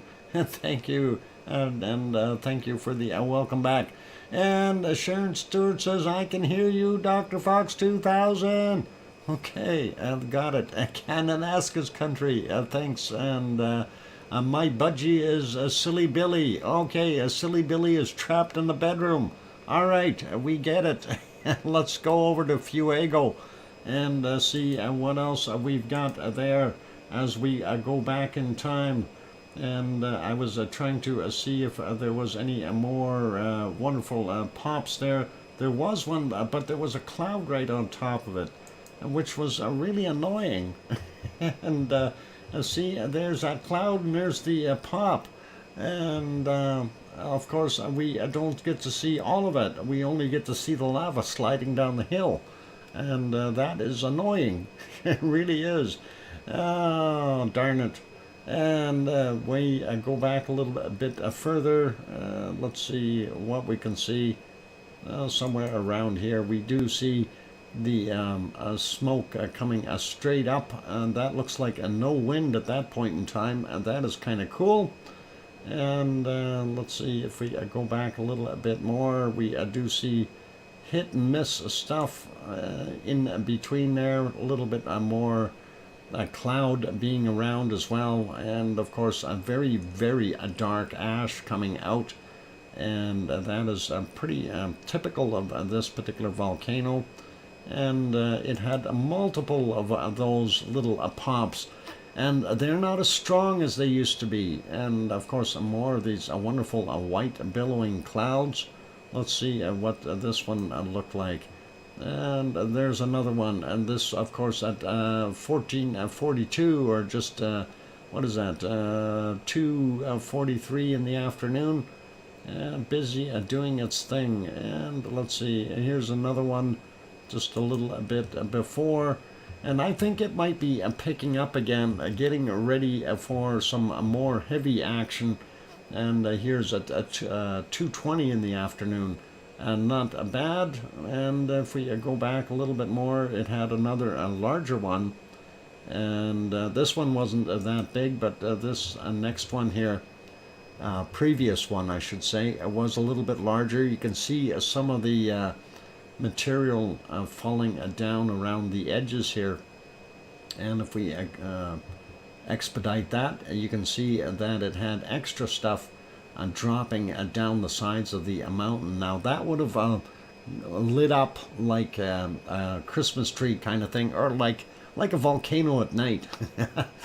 And unfortunately we didn't see a heck of a lot because it's daylight, and it had a few more of those during the course of the day. Let's see if we can go back far enough. Well, not really far enough to see there was a big one early this morning, and I don't think we can quite make it to the actual eruption, no. And that one was another one that was not bad, but that's just right before the time. Unfortunately, they don't give us the extra hours on this particular stream. I don't know why Mexico gets it, but this one doesn't. But that's it. And no, that's not my mouse up there. The left there's laying there. Mine's a hamster, so it's a little bit bigger than the mouse, so it's all right. Anyway, that is it for Fuego, and that is not bad. And we do have some blasts from it, and we're going to put that back onto a live. Oh, there's a good one right there. Let's see if we can back that up to where it actually popped, and back it up a little bit more there. And that is a Fuego though, and that one was just a few minutes ago, so pretty awesome.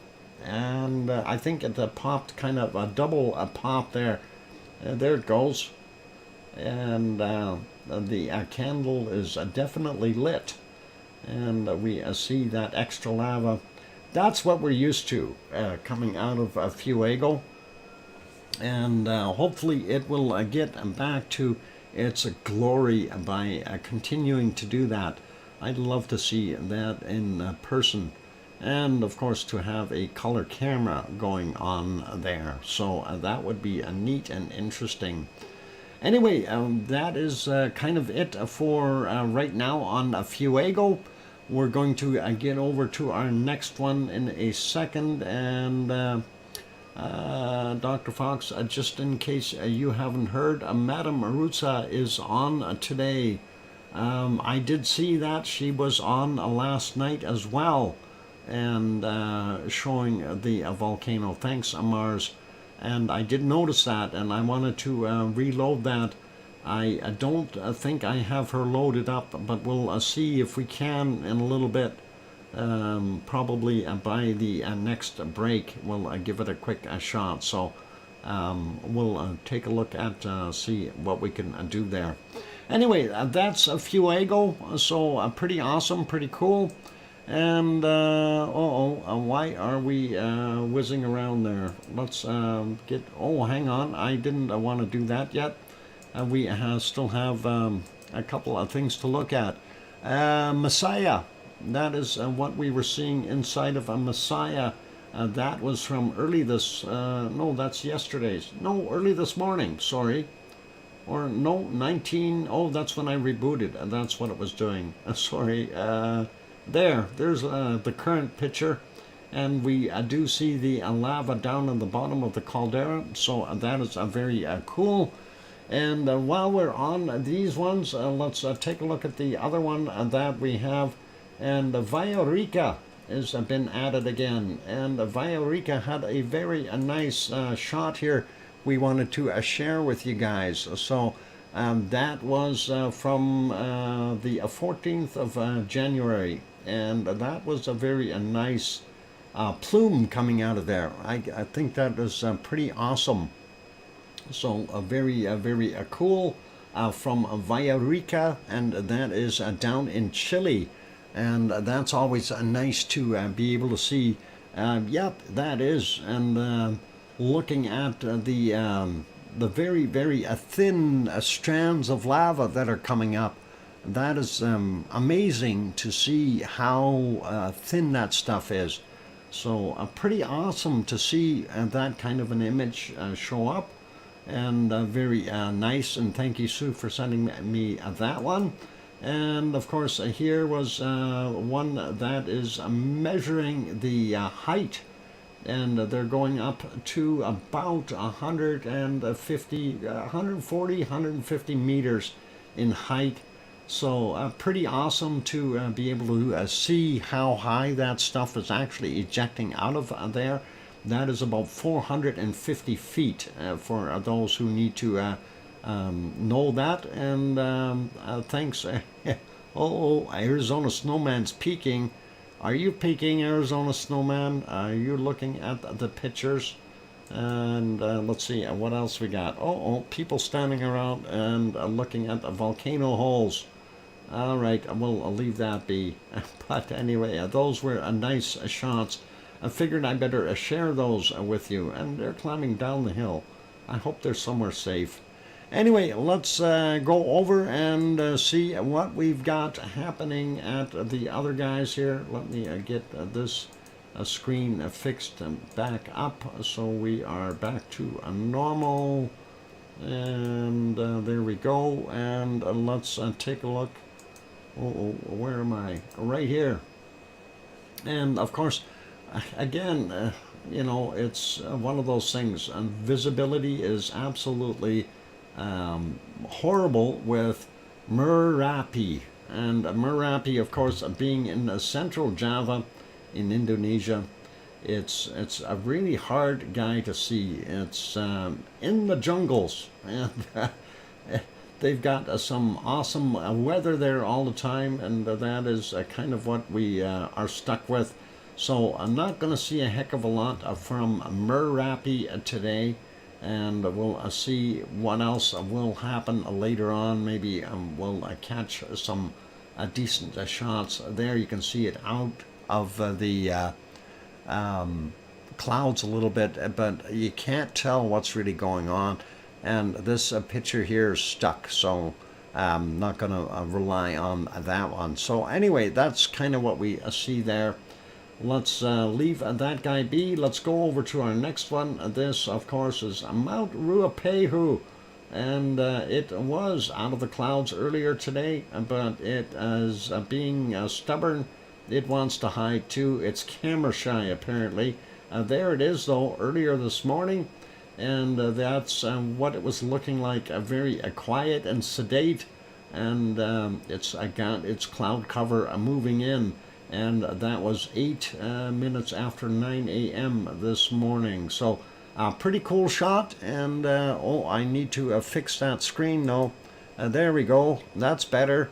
And that looks more like a volcano. And that is pretty cool. Wonky donkey, good night to you. And take care. All the best. And what happened to Simmeru? Did it simmer down? I don't know yet. We're not there yet. Give it a minute. That's the next one on our agenda. After we kind of have New Zealand stuck on this one, and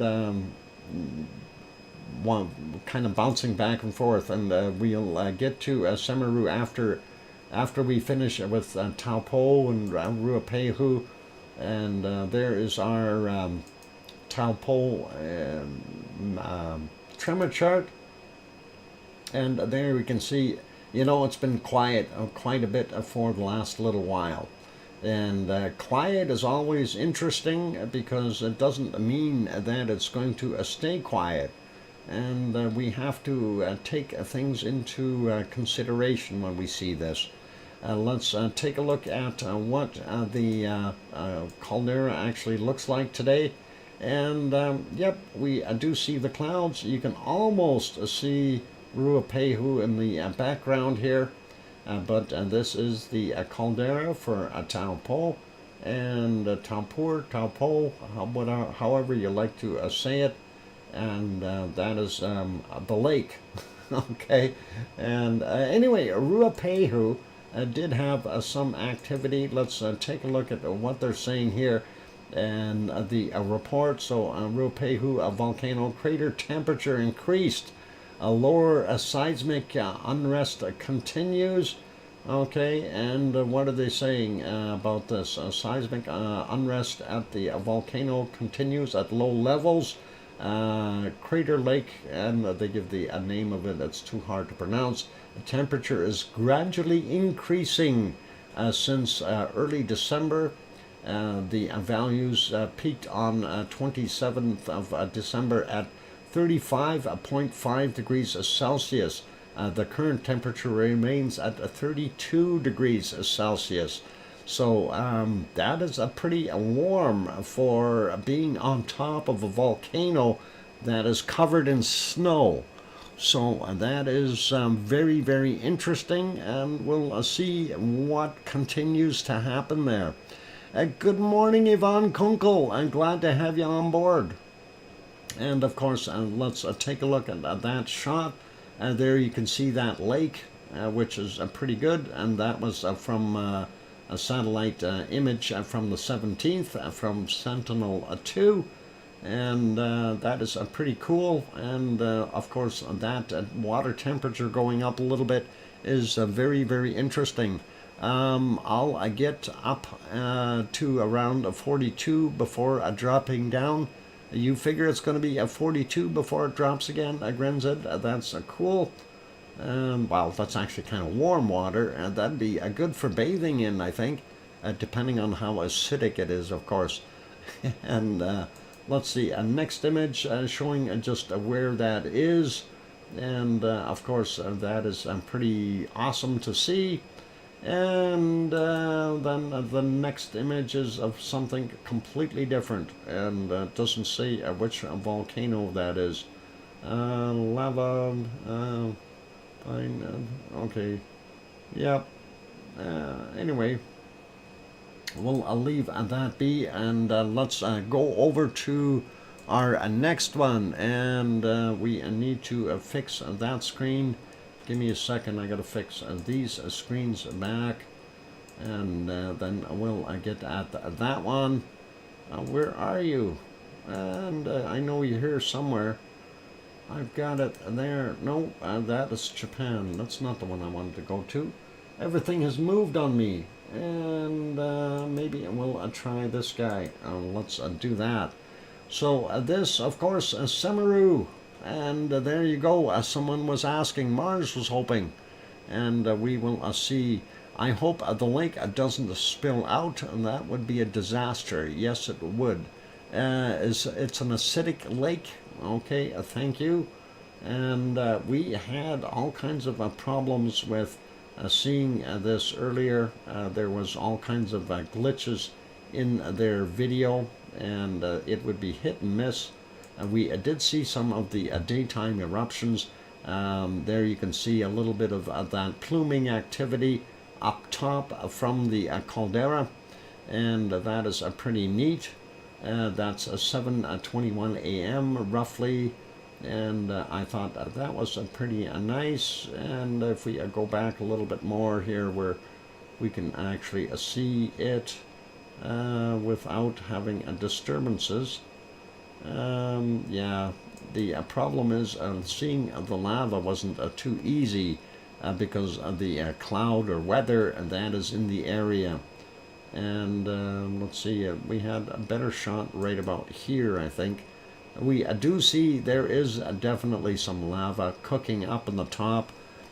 They didn't zoom in on this during the night, so it was hit and miss as far as those clouds are concerned.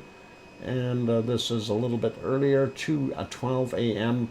It looked kind of nice. Of course, the moon is in the background, causing that light there, so pretty nice, but also makes it harder to see what's going on at the volcano.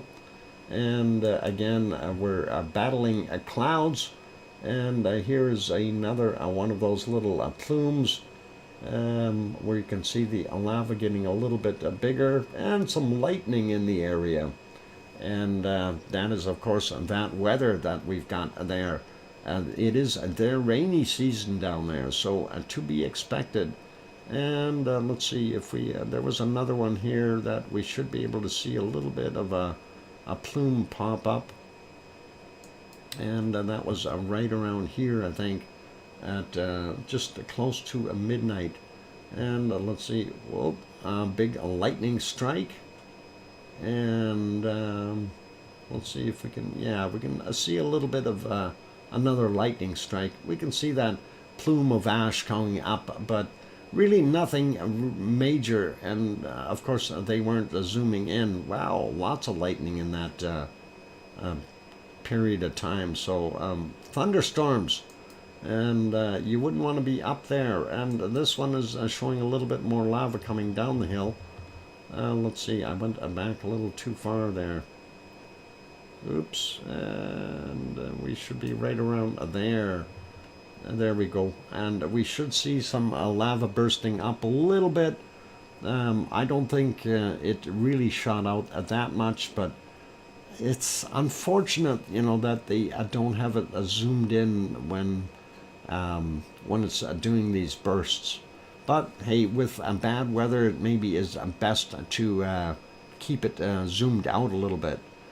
Anyway, let's see what we got happening there. There's a little bit more of that lava flowing down.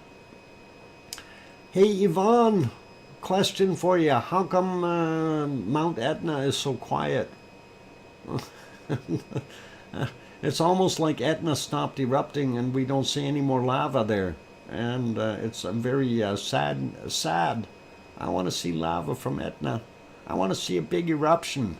But anyway, there we can see some of them, more of that lava coming down the hill. A little bit of bacon from far away, and that is what we see at Semaru. So it has not stopped. It is still busy doing what it is doing, and we kind of like that. So pretty cool, and yeah, I'd like to see more of that though. I really would. It would be a nice. Anyway, let's carry on with our stream. The next one up for bids, of course, is Semaru. And we're going to take a look and see what we've got there. No, not Semaru. I mean Sakurajima. Boy, oh boy, me with my Semaru. I always mix those guys up. Two different countries, two different locations. So that is what we've got there. But all right, let's go over to Japan. And we'll see. I told her I would be mad if she stops erupting a war, or what if she erupts when we're gone. Oh, so it's your fault. Okay, I get it. I get it, Yvonne. So we're not going to see anything until you get back. When you going back? Okay, so we can mark the date on the calendar and know exactly when we can expect that eruption. That would really be nice. No, jokes aside, not enough pressure anymore. Darn!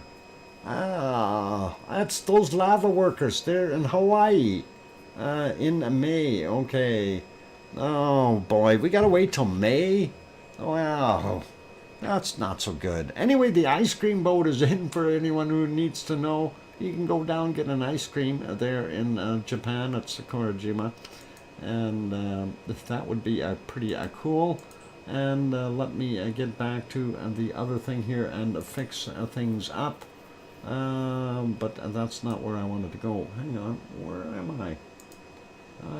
I'll find me eventually. There we go. All right, I got that back to a normal and back to our wonderful Sakurajima. So, yeah, get yourself your ice cream if you like. Let's have a closer look. And there it is. And, of course, let's go back in time a little bit and see what it was looking like earlier. It is kind of like it was continually smoking all day. And all night from what I seen. I didn't see any major bursts coming out of this thing, and it's kind of a steady cooker, a slow cooker, and really I wanted to see it pop. And of course the smoke coming towards the camera is not good for us either. And let's go back a little bit more. It scares the birds away. I noticed there's not too many of them flying in the morning. Mind you, we're a little late, earlier or late. Yeah, 9 is a little late. Birds are usually around about an hour earlier, somewhere around 8:30, 7, that kind of thing when things happen. But yeah, they don't like the smoke either. I guess they're non-smoking birds. There's one, and there's a few. And you see them down on the bottom there and up top. So yep, our birds are still alive. I guess that is they're playing a tag or something up there. Pretty cool. But yeah, that smoke continuing. And if we go back into the nighttime shot, I don't think we can. Again, this one is. I wonder if YouTube did something here because I could only go back about 4 hours. Normally we can go back 12 hours on these. That is a little disappointing. Maybe they killed something or something. I know they had real problems this morning for me typing. I noticed just about every sentence I put in, it would exit out, and didn't make any sense to me. So anyway, let's look at the close-up shot there. Seagulls or something. Yeah, that's their Japanese version of a seagull. Anyway, that is the close-up shot of the caldera. And that one too, I can only go back about 4 hours. And really makes me wonder what what happened with our wonderful YouTube. Maybe they purged their system or something and got rid of some stuff. Going back a little a bit further, and there we see it at 8:30 in the morning, or 8:34. And if we go back as far as we can go, which is only 4.5 hours ago, their time, let's see if it'll show up. And that is with the smoke coming right at us. So hard to see anything, unfortunately. And we'll put that back on live so we can see that. And that is what we've got there right now. So there's even a bird flying over there. So pretty cool. All right, let's move on to our next volcano. And of course, that one was doing its thing. This is Suwanoshijima, down in the southern islands of Japan. We do see it smoking quite a bit, but again, we aren't seeing any lava plumes or anything like that. Going back 2.5 hours, and that's 8:07 a.m. or something like that. I can barely tell what that clock says, or a 6:07, I think, maybe. But it looked like it was still steaming or smoking, and not very much. If we go back a bit more, yeah, that would have been 8:07. Anyway, there's 7:03, I think. We do see more smoke coming out. Looks like both vents are smoking a bit. And of course, if we go back into the nighttime view, we are not seeing any glow whatsoever. That is 4:30 in the morning. And a little bit earlier there, 3:16, nothing. And back all the way to 1:48, nothing. And just 51 minutes after midnight, no glow, nothing special. So we'll skip that one. And we will go here. And of course, that is our wonderful Mount Fuji. And that is stuck in the clouds. This morning, it looked like it was trying to hold on to those clouds that were sitting over top of it in the earlier morning hours, but it was also in cloud as it was battling a cloud or cloudy weather. And that's kind of it for Japan. So back to the ice cream boat. Oh, both ice cream boats are there. If you want to get double scoops, you can now. They're free.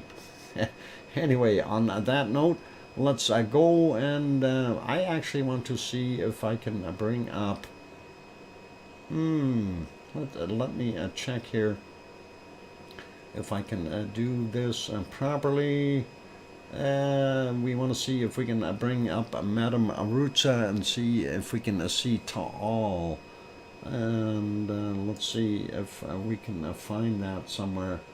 Where are we? Maybe I can stick it onto one of the other ones here. And I know where I can stick it in here. We'll put it in this one. And we'll try that. Click on here. And we'll see if we can bring that up for us. And yep, Taal. We'll be able to have a look at Taal volcano from the lake side, of course. So let's take a peek at Taal. There it is, and that is from Madame Rutza's the stream. We don't see any major emissions or anything like that. It has been producing around 6,000 tons per day of SO2 from what I read in the earlier reports. I think it was somewhere around 62 or 63,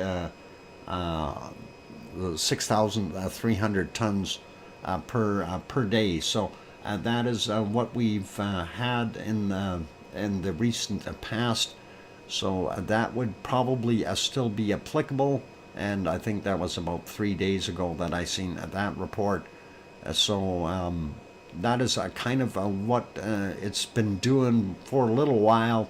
It really hasn't done too much. Yeah, I certainly missed it too, and I wish the other view from to all meditation would come back on. And it is a break time. I've gone way too far already. You're right, Sue. I do need to take that break. So, for those good people who are here, we are going to actually let me go just have one more peek at one other volcano. And of course, that is a Yellowstone. And it's not doing a heck of a lot. It's dark there in Yellowstone. Have fun. Thanks, Dr. Fox. Having a fun. Okay, good. I'm going to go take a break, you guys. Let's see if we can put you back onto some lava flows here in Hawaii. And oh boy, that is not very good lava flows. And we'll see what we can do to pop that back into some relatively decent airtime. Maybe it will go back here in the earlier morning hours where it was a little a bit clearer. I've got to go to sleep now. Okay, on Mars 2028, you go do that. I'm going to leave it here for the break. For those good people who are here, if you have not yet hit that like button, please help us out. Give it the like a quick shot. Good night to you on Mars 2028, and we'll see you tomorrow. And for all those others who have not yet subscribed, if you are enjoying the show, please do consider subscribing. That would be awesome. And on that friendly note, I'm your host, DrFox2000, here in Edmonton, Alberta, Canada. And by the way, looking at this, oh, never mind, that is because that was from earlier. I was going to say, look how much that rock was sticking out. But we know it's sunk a whole bunch because we got more lava in there now.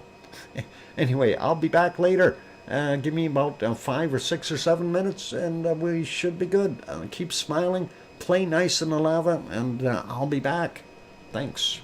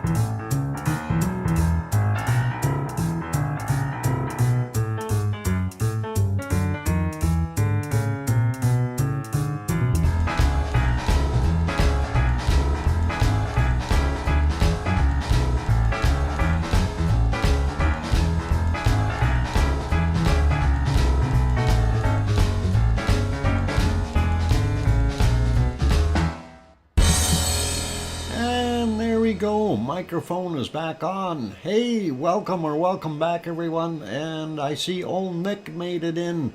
Yes, Nick, throw that can of beans on there and get them cooking. Make a little hole in the top first. Actually, maybe open the can first and then set it on there carefully. Otherwise, it's going to blow up. Anyway, thank you for the welcome backs from Sue and from Kananaskis country and Sasha, and that'll be good. And I can hear you, DrFox2000 from Sharon Stewart. And I see we've got a few people that went to bed as well, and that is all good. And Yvonne Kunkel went to work, so that's all good, or she's getting ready. And double trouble toil and trouble fire, fire burn and a cauldron bubble. Yeah, that too. Budgie is flying all over the place. You still haven't got him, DJ? Calm yourself down, hold some food out, and if he's hungry, he'll come and get some.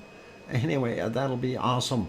Anyway, let's get over to our earthquakes and see what we got shaken in our wonderful world here of quakes and things. I gotta find my quake map. Where the heck did it go? And I found it. Let's see if we can find exactly what I was talking about earlier. So, oh, I see a bigger one where I didn't know one was. Okay, cool. Here we go, earthquakes. So for those good people who are here, you can always bring this up if you type in a USGS earthquake map into your Google, and that'll bring this wonderful map up, and you can see all the current things going on. Dr. Fox, have you ever blown up a can of beans?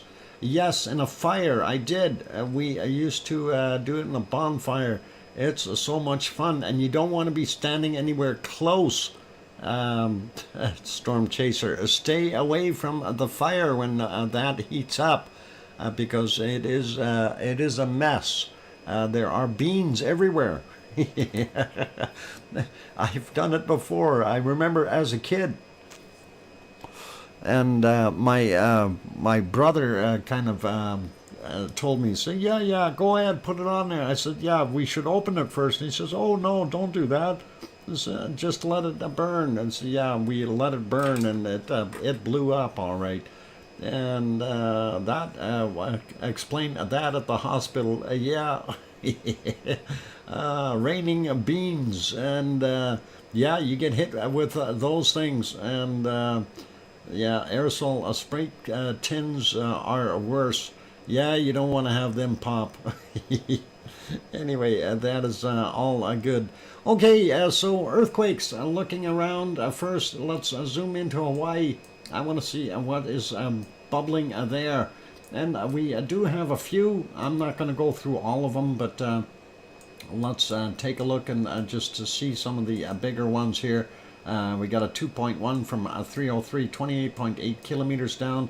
This new one here in the Pahala area, 1.9, just a little guy, 1847, and 33.3 kilometers down for him. This is a bigger one, 2.4, 1245, 28.7 clicks down for him.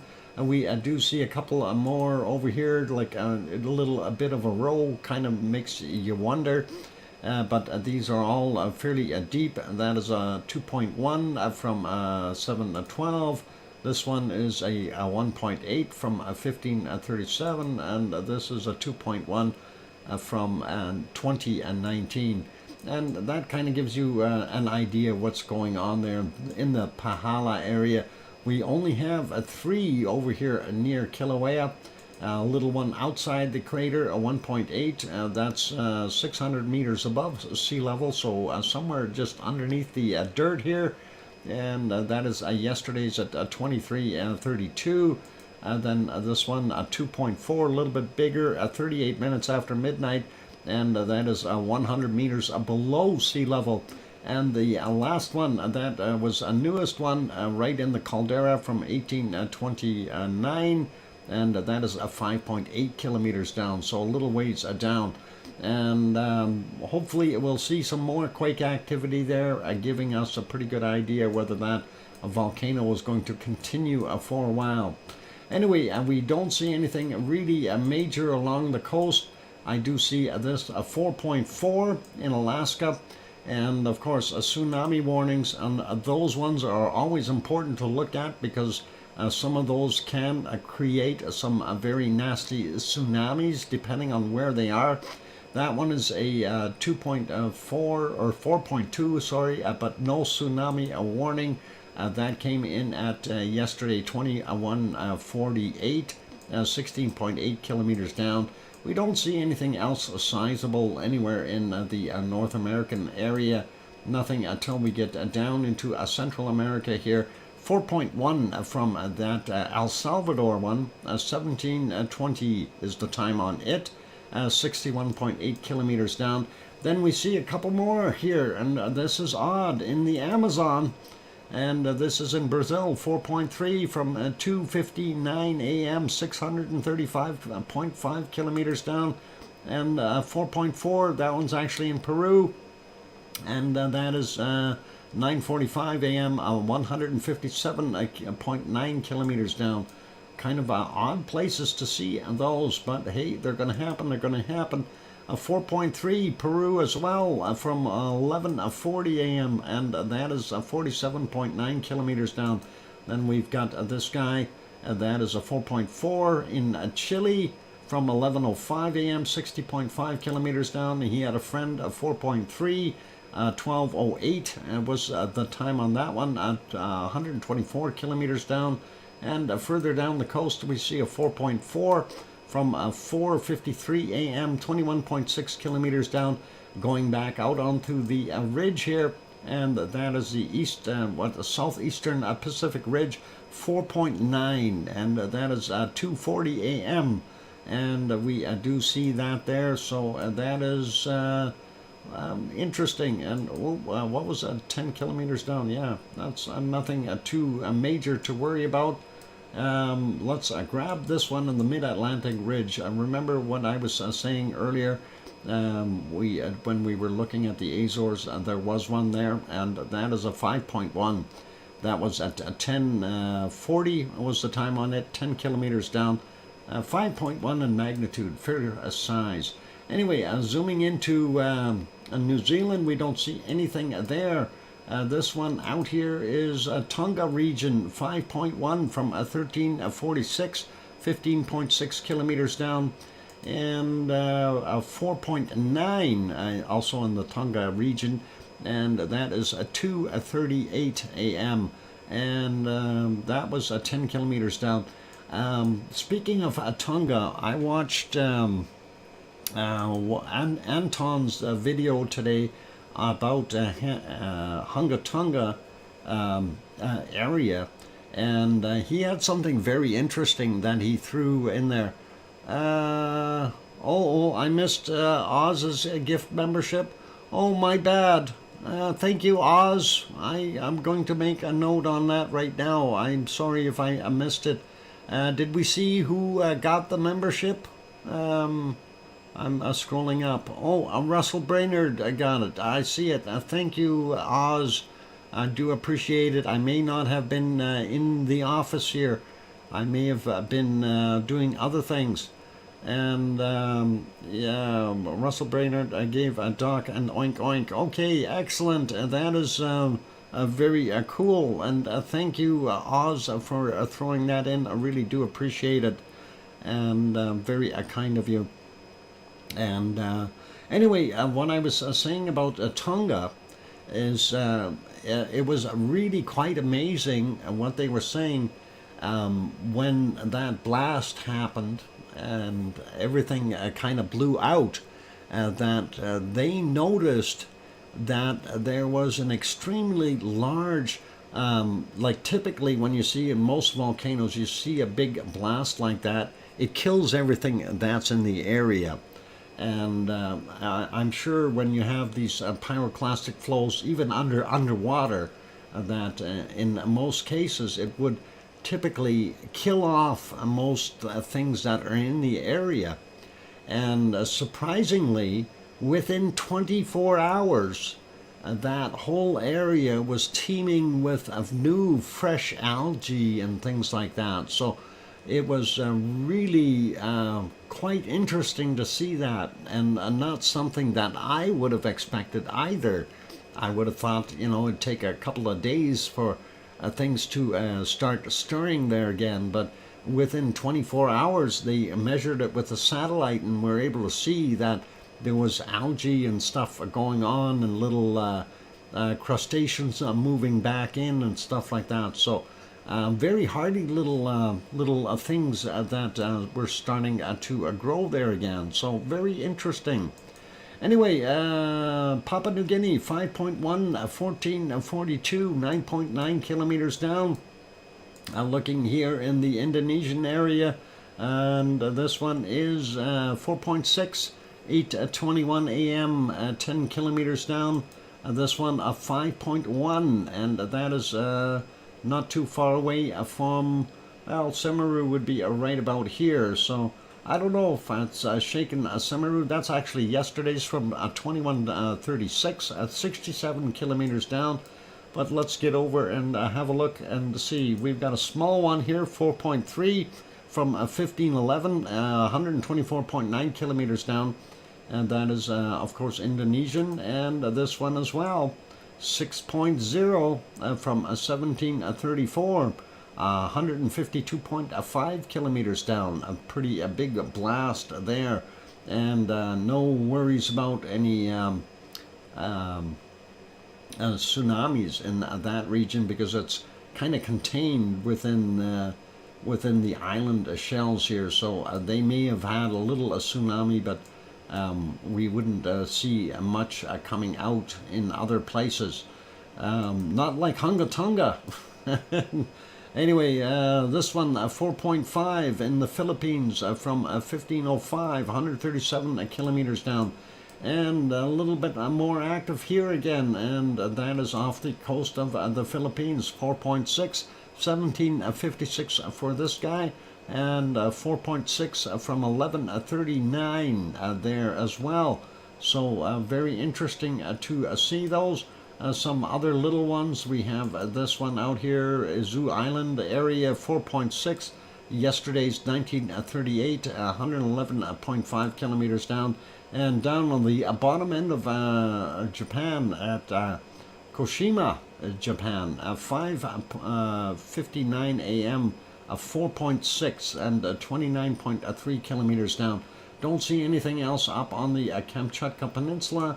We do see this one up near Rat Island, 4.2, and that came in at 6:13, 27.9 kilometers down for that. And that is about it for the Pacific region. Let's go over here and take a look. Northern Iran, 4.5, and that came in at 10:43 a.m. And that is 10 kilometers down. Then we see another one here. And where was that? Is that in the Maltese? Yeah, it is 4.2. And that was at 12:42, and that is 10.2 kilometers down.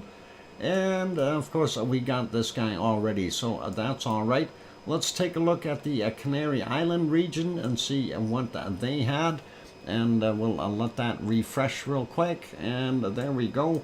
Going to zoom out just to check up here. East Azore Ridge, or fault I should say, 2.6 from 1833 UTC. So that is interesting.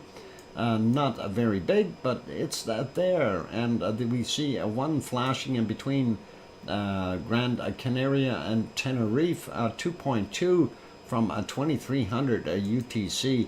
Let's take a look at La Palma, see if they had anything new today. And it does appear that they had 3 of them.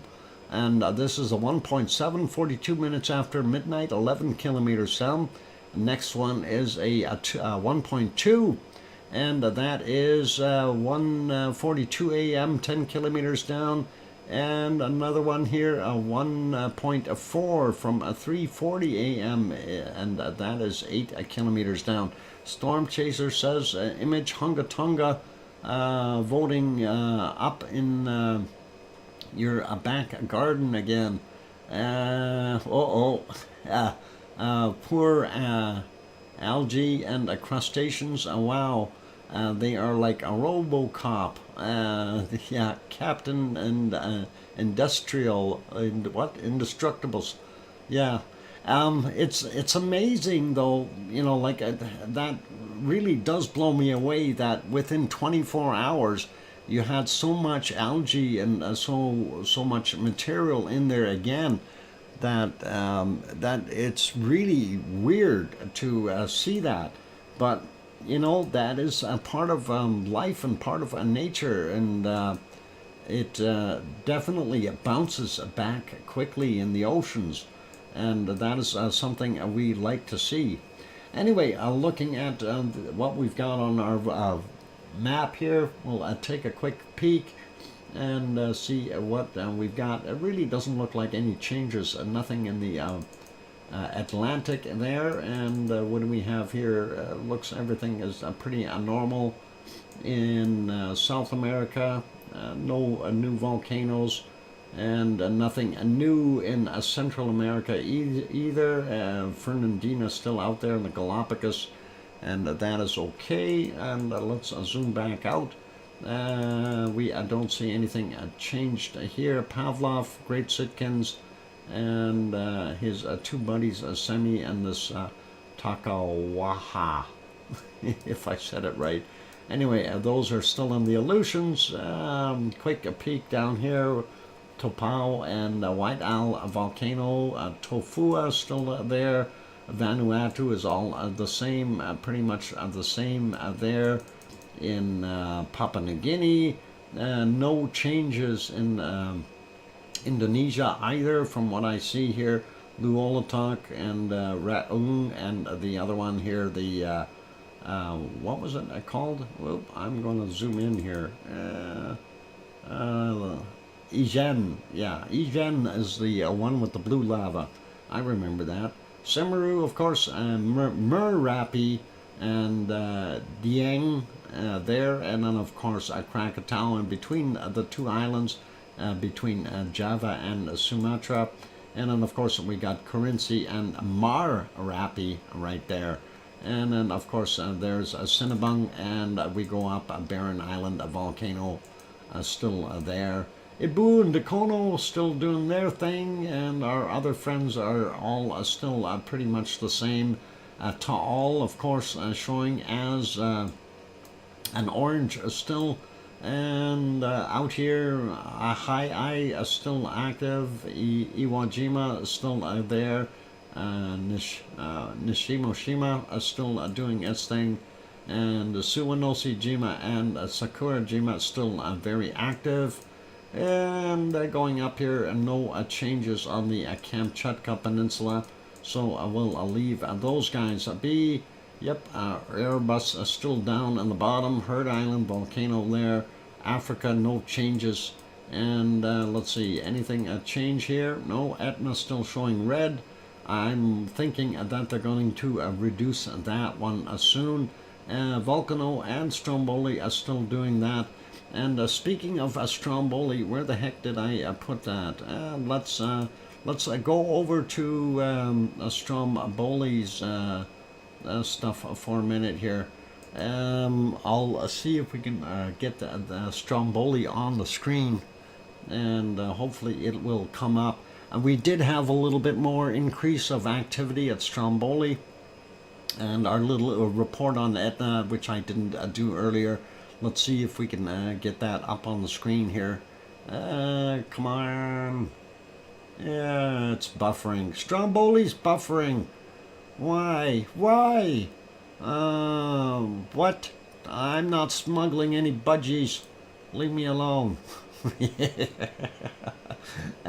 Anyway, let's take a quick look Well, we'll take a quick look at what Etna is doing here. So, Etna volcano update. Lava flows seem to have stopped.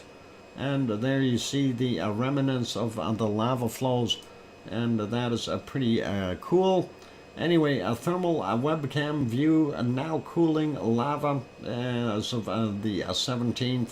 No longer seems to be active. INGV showing that, and that is the thermal cam basically saying it's done, it's finished. So if we go on there, let's see, they had some other charts in here, and there you can see the activity really decreasing, and that is unfortunate. And like Yvonne said, it's not doing a heck of a lot. So what else they got? This is, well, it doesn't say where that wonderful picture is from, but it looks cool anyway. Lava, we like lava. Anyway, the other one was for our wonderful Stromboli, and Stromboli, a volcano, and that's Aeolian Island in Italy, new lava flow, and upper whatever del Fuoco, what is it? See, I don't know if it's Schiera of del Fuoco. Anyway, that is what they were seeing there. If we bring that full image, there you go. And a little bit of extra lava, that's what I was trying to bring up. I don't know if it's still buffering, so we're not going to be able to see what it is actually doing there, but that's what they had. I don't think I want to be anywhere around him. He doesn't belong there in...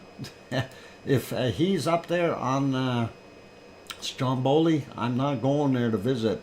He looks like he's going to use blow darts on us or something. Anyway, that is just a little thing that I wanted to throw in there. And let's see, we're pretty much done with our volcano map. So we can kind of dispense with that one. I want to move that back up a little bit there so we get that in. Okay, and put this back in. And that's it for there. And let's go take a quick peek at our SO2 map. And let's see if I can find that and refresh it. And we'll get a refreshed SO2 show here. So, yep, North America is still looking a lot better than what it has in the past. Definitely better here in Edmonton, and we like that. So very cool. We see most of it is blowing upward rather than staying stagnant on top of us. We do see some of this extra SO2 hitting the western coast. Hopefully their breathing isn't affected too much. Alaska still showing a fair amount, and then of course eastern US and Canada having a little bit more there. Ontario, that is, Great Lake regions, and the lower states here, well, not lower, Florida looks pretty good, and half of, well, these states down here, so they're doing not bad, and that's all right. And of course others like out in Arizona, not bad. They've got that heavy wind blowing through there, all that snow being dropped. A lot of that is going to clean out some of that air, especially with the rains that they've been getting in California and those areas. So that's going to help them. We see Mexico still doing its thing, and of course that is Popocatépetl doing what it does best. We do see out here circulation, maybe going to have a storm out here. But that stuff still blowing for the most part into the Pacific, some in the Gulf, not too bad. People pollution over here in the islands, and again, that's a fairly stagnant air because that airflow is pushing down from the top. Actually, the flow has changed again there, so a little bit better for them. Not as much coming off of Colombian volcanoes and Ecuador. We do see the stuff from Chile still heading inland over Argentina, so not too bad. But we see a South Pole area, Antarctica, very heavy in SO2. And again, as I stated before many times, it's the snow will trap that SO2. And now that it's summertime down there, they're getting, or it's, well, pretty much summer, they're getting that SO2 released with the melting snow. And there we go, White Isle Volcano, a little bit of from it, not too bad. This system's still sitting here, not so bad in Australia. The refinery here and the coking plants are still doing their thing. Tofua still throwing out some SO2 there. Vanuatu a little easier than yesterday. Still pretty normal in Papua New Guinea. Luolatok still has its plume. And we see from Merapi and a little bit from Krakatau, but Jakarta throwing out quite a bit. And Semeru, of course, doing its thing. And then over here, I don't know if it's both Kerinci and Marapi doing that, or just one or the other. Might be just Marapi because it is a little further north, so that's kind of there. And Ibu and Dakono being very bad and throwing a lot of SO2 out. Rest of the Philippines, we know Taal is still producing a fair amount, like I said earlier, about 63 or 6,300 tons per day. So that is where some of that is coming from. And I'm sure Mayon and Bulusan over here would be doing about the same thing.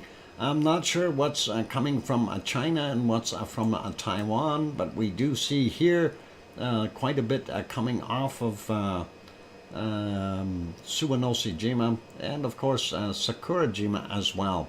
So pretty cool.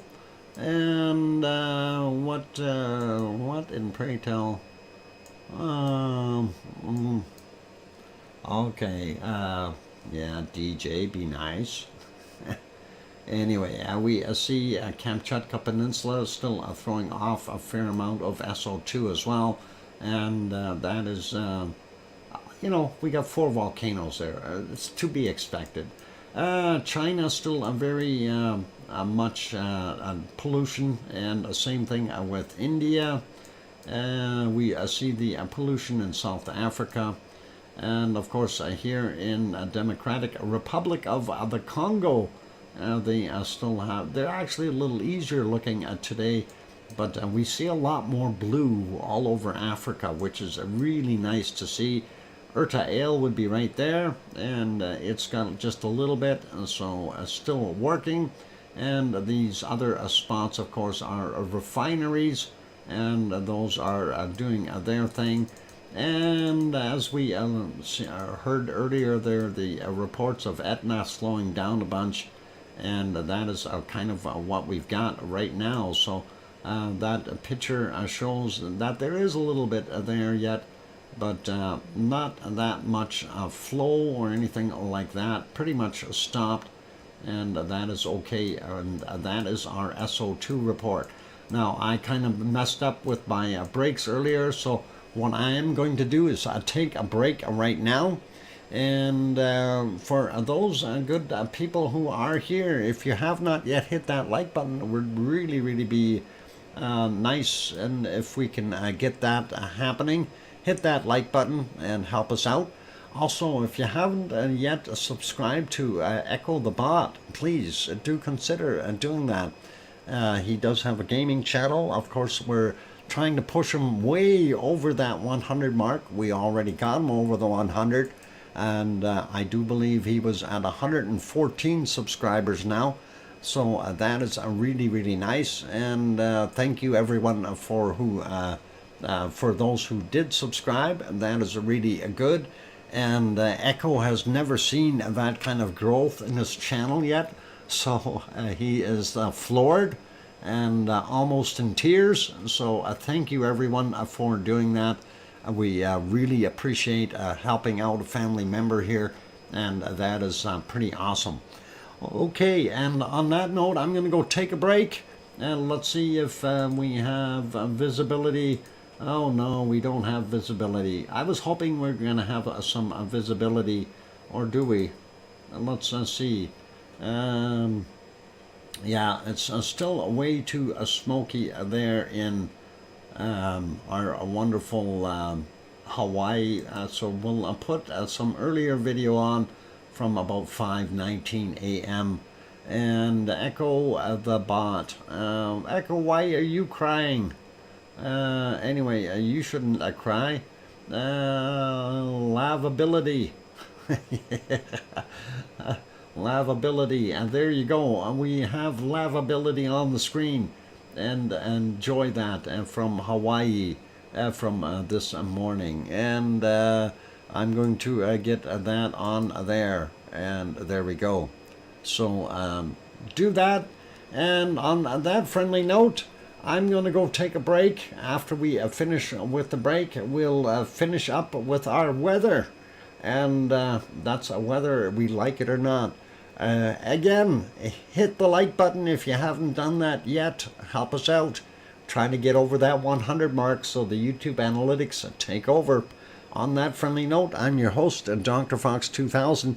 Keep smiling, play nice in the lava, and I will be back in about 5, 6, or 7 minutes. Don't go away. Thanks.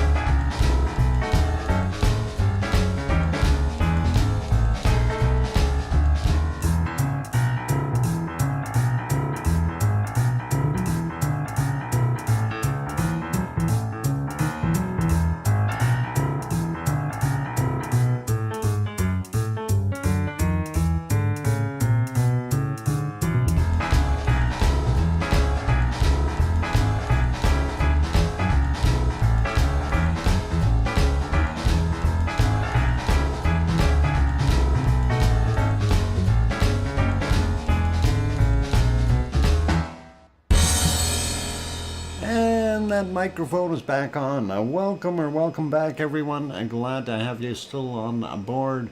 And you might have noticed that the clouds have dissipated for a minute or two, but you see where I'm making the mouse indicator, we do have a little bit of a lava overflow there, a breakout, and that is pretty cool and nice to see that. And of course the conditions there with the smoke are pretty heavy duty, so that's all okay though. Anyway, Echo the Bot, nice to see that you made it to 115 subscribers so far today, and that is probably the biggest increase that you've ever seen in one small short period of several hours. So I'm happy that you are delighted with that increase, and that is very awesome. And went from 91 up to 115 subscribers. So very, very cool, and happy that you are delighted with that. So you're on your way to that 1,000 mark, and it won't take you long. Only a couple of dozen years. Actually, you are very welcome, young man. And on that friendly note, it's time to go over to our weather map, whether we like it or not. And whoop, that's still on the SO2 map. How come? Where is it? It's way over on the other end. That's why I can't see it. And let's see if I need to refresh that. And we did refresh that. It is fresh. Hey, while we're looking at this in India or Indian Ocean, remember those two lows that I said? The one was 90S. Well, the other one is now 96S. And there they are, the two eyeballs looking at us. And once they move over and get the big nose in here, it'll be really interesting. Anyway, let's take a look at the weather in North America first. And of course, that is what we are seeing there right now. Big circulation off of Alaska and rotating around. That's a low in there doing its thing. We see very cold up in the Arctic still, not letting up. And of course, we do see British Columbia is a lot warmer right now. So they do have some very nice temperatures. Doesn't look too bad in the prairie provinces. For winter in January, usually we are bitterly cold, and having what is it, about 6 or 7 degrees below zero, maybe a little bit cooler here, maybe about 8 or 9 actually, but that is still not that unreasonable. It's better than having a minus 39. We're seeing about 7 in Vancouver. Over on the rock where Bob is, we've got about 3 or 4, so that's not bad.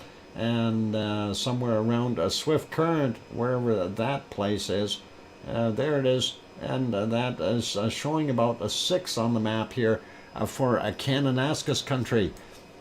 And looking, we do see some colder spots in those other regions. Winterpeg making it to 9 degrees today. We do see very warm temperatures coming around the Great Lakes, so that's a little bit nicer with that warmth coming up. And I know Tom was saying that wasn't too bad. Chicago being at about 8 or 9 or 7 or 8 or something like that. Irish Monk, oops, I fell asleep. You missed most of the show. Darn it. Did you get your other goat in?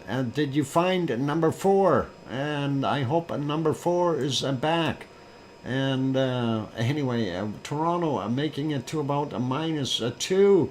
And that's about what we've got there. Montreal being at a -7. Quebec about a -4 right now. And of course, we see New Brunswick a lot warmer than it normally is. And what do we got out here? Halifax coming in at about 7 degrees. This low out here bringing all that tropical air in. Cole Harbor at 2 degrees. So a big difference. And I wonder if I'm up to date. Yeah, it says at the right time. So That's all cool. We do still see here in the peninsulas that they have some warmer temperatures until you get up a little bit further in the north here, and a little bit easier today than it was yesterday in Labrador and of course northern Quebec. So things have calmed down a little bit. Irish Monk, goat Pepsi, holy mackerel. Thank you very kindly, Irish Monk. Irish Monk and goat Pepsi. That is an awesome super chat, Irish Monk. Really do appreciate that, young man, and thank you very much. Appreciate it all the way through. Let's go over to the other side here, looking at Portland, about 7 degrees. San Jose coming in at about, oh, I don't know, 8 or 9, something like that. LA coming in at about 12. And let's see, we got Death Valley probably about 15 or 16, maybe even a little bit warmer. 14, oh, I was close.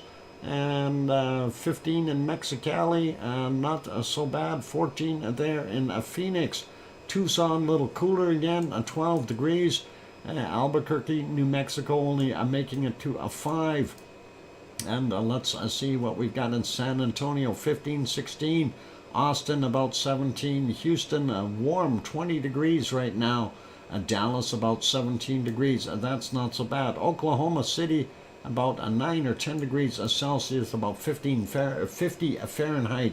New Orleans sitting at 19. That's better than what they had before.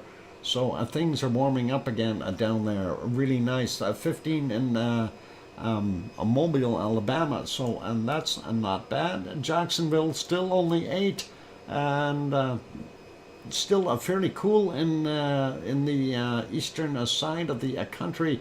Miami only 17, 18 and now, and that is what we got. Atlanta about 12. That's better than the 4 that they had before. And of course Charlotte, North Carolina, about 8. Raleigh coming in. Grandma B's house, 7 Celsius, so that's not so bad. And 3 in New York. We see a little colder in Boston, but that is all cool. Get it? It's cool. Never mind. Bad humor again. That cold still trying to push down into the Baja, but it's not winning. That warmer air is trying to battle it off. Mazatlan, 21 degrees today. And looking at Mexico, only 14. We do see Acapulco making it to about 28, 29, somewhere thereabouts. Cancun, not so great, about 20, let's get on there, 23 degrees. There we go. Same hot spots as yesterday here in Colombia. Venezuela looks like it warmed up a little bit more as well. And of course, you know, for a night, early evening temperatures, they are showing some very nice temperatures for the most part. And let's see, Rio de Janeiro, somewhere around here, 25, 26 degrees, a lot better than what they had before. 22 in Sao Paulo. We do see Paraguay coming up to about 27, 28 degrees, not bad. And we see what we've got here up to about 32, still holding there in Argentina. That is just incredible. Buenos Aires about 27, and we see some of that 27 degree heat in Uruguay as well. The coastal area is a little bit cooler at 20 to 20, about 23, something like that. Not so bad. We see most of that heat going all the way down, keeping Argentina not too bad. The bottom end of Chile, of course, being very chilly. Let's go over to New Zealand and see. They've got a warmer day today. Christchurch coming in at about 19 degrees. And looking at the other side here, 23, 24. And the higher elevations a little bit cooler, of course. And that is pretty cool. Zoom in to see. Oh, you want to zoom in to see Monkus? Okay, let's see if we can see Monkus. Where's which state is she in, or province, or whatever they call it? Montevideo, 26 degrees. And where else did you want to go? We can probably see her on a camera somewhere. Is there cameras on this one? I don't think they got cameras on these ones. And we'll have to go to the other one. Paysandu in the north. Okay, let's take a look and see if we can find a Paysandu in the north. No, they're not giving us really a good a chance. But up here in the north, we got like 22 degrees. This place 23 degrees. You get a little closer to the border. Salto 26 degrees. I don't know if that helps you. I don't know where the place is, so gives you a pretty good idea of what the they've got some nice temperatures there. That's her on the river sending your money. Oh, awesome. And this river, that'd be cool, or this one. That's pretty warm, so pretty cool, or warm. And that is, oh, there it is. I found it, and there it is, right on the river. And 28 degrees there right now. That is not bad, and that is as zoomed in as we can get it. So pretty awesome. And Paysandu, and that's cool. All right, Irish Monk, I got to keep going here. We were looking at New Zealand. Let's get to the North Island of New Zealand. We do see Wellington at 20, and then Topau somewhere around 22, 23, and going up to Auckland, only about 22. Grandzed's House probably about 21, 22 as well. And let's see what else we've got over here. And very hot. Hobart 25 degrees, and 29, 30 there. Those poor guys must be just cooking. Floods in North Queensland. Roads are cut. Heat from the north. Okay. And oh boy, I can see there is some heat. Melbourne coming in at 35, and 32 in Adelaide, and that is incredible. 26 there, and that is crazy. 29, and that's not so bad there for you, Oz, from what I see. And some of those temperatures, holy mackerel, of 42 in some of those places. That is incredible heat, and hopefully people are heating and staying the out of there and some air conditioning. 22 in Perth, a little bit better, but yeah, as a whole, that is very hot. We know there's that storm still right in this area, so that's probably where the flooding is. Anyway, looking at our Fiji 28, pretty normal. A little cooler in New Caledonia, but still at 27, 28 in Vanuatu. And we see some major heat there in Papua New Guinea at 34. That is pretty warm in some places. Looking at what we see there, pretty good there in Indonesia as well, doing its thing. Bangkok coming in at about 27, 28 degrees. On the map it says 28. Thank you, Sue. And there, Manila, about the same temperature, 27, 28. Not so bad. We see that mixed temperature still in Taiwan. And Japan back to the cooler temps. They've got about 12 or 13 down on the very bottom tip. Tokyo making it only to 7 today. It was 8 yesterday when we checked it. And of course very cold in the northern regions, down to a minus 14 or 15 in some of those places. Probably getting a ton of snow as well. Kamchatka Peninsula down in the mid to low 20s, below that is. And Sri Lanka, pretty normal, 23, 24, 25. Delhi, whoa, 5 degrees, and that is pretty cool. Looking at Madagascar, a little cooler than yesterday, but not so bad. That heat spot still there in South Africa, and Cape Town probably about 19. We see pretty normal temperatures for most of Africa. Looks like the heat is starting to try to push some of this colder air out. Cairo only at 8 today. That's not so good. And whoa, anywhere from 15 to 18 in UAE, and similar temperatures there in Oman, and Yemen has got some cold temps as well.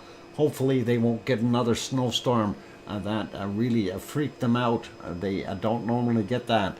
And let's see what Piggy's got. And thanks for bringing that up. It says 16 on the map, 16 on what Sue brought up. Thank you. And that looks pretty normal. Let's go over to Sicily, and looks like about 7 or 8 or 9 there in Resident. Let me get it right. 6.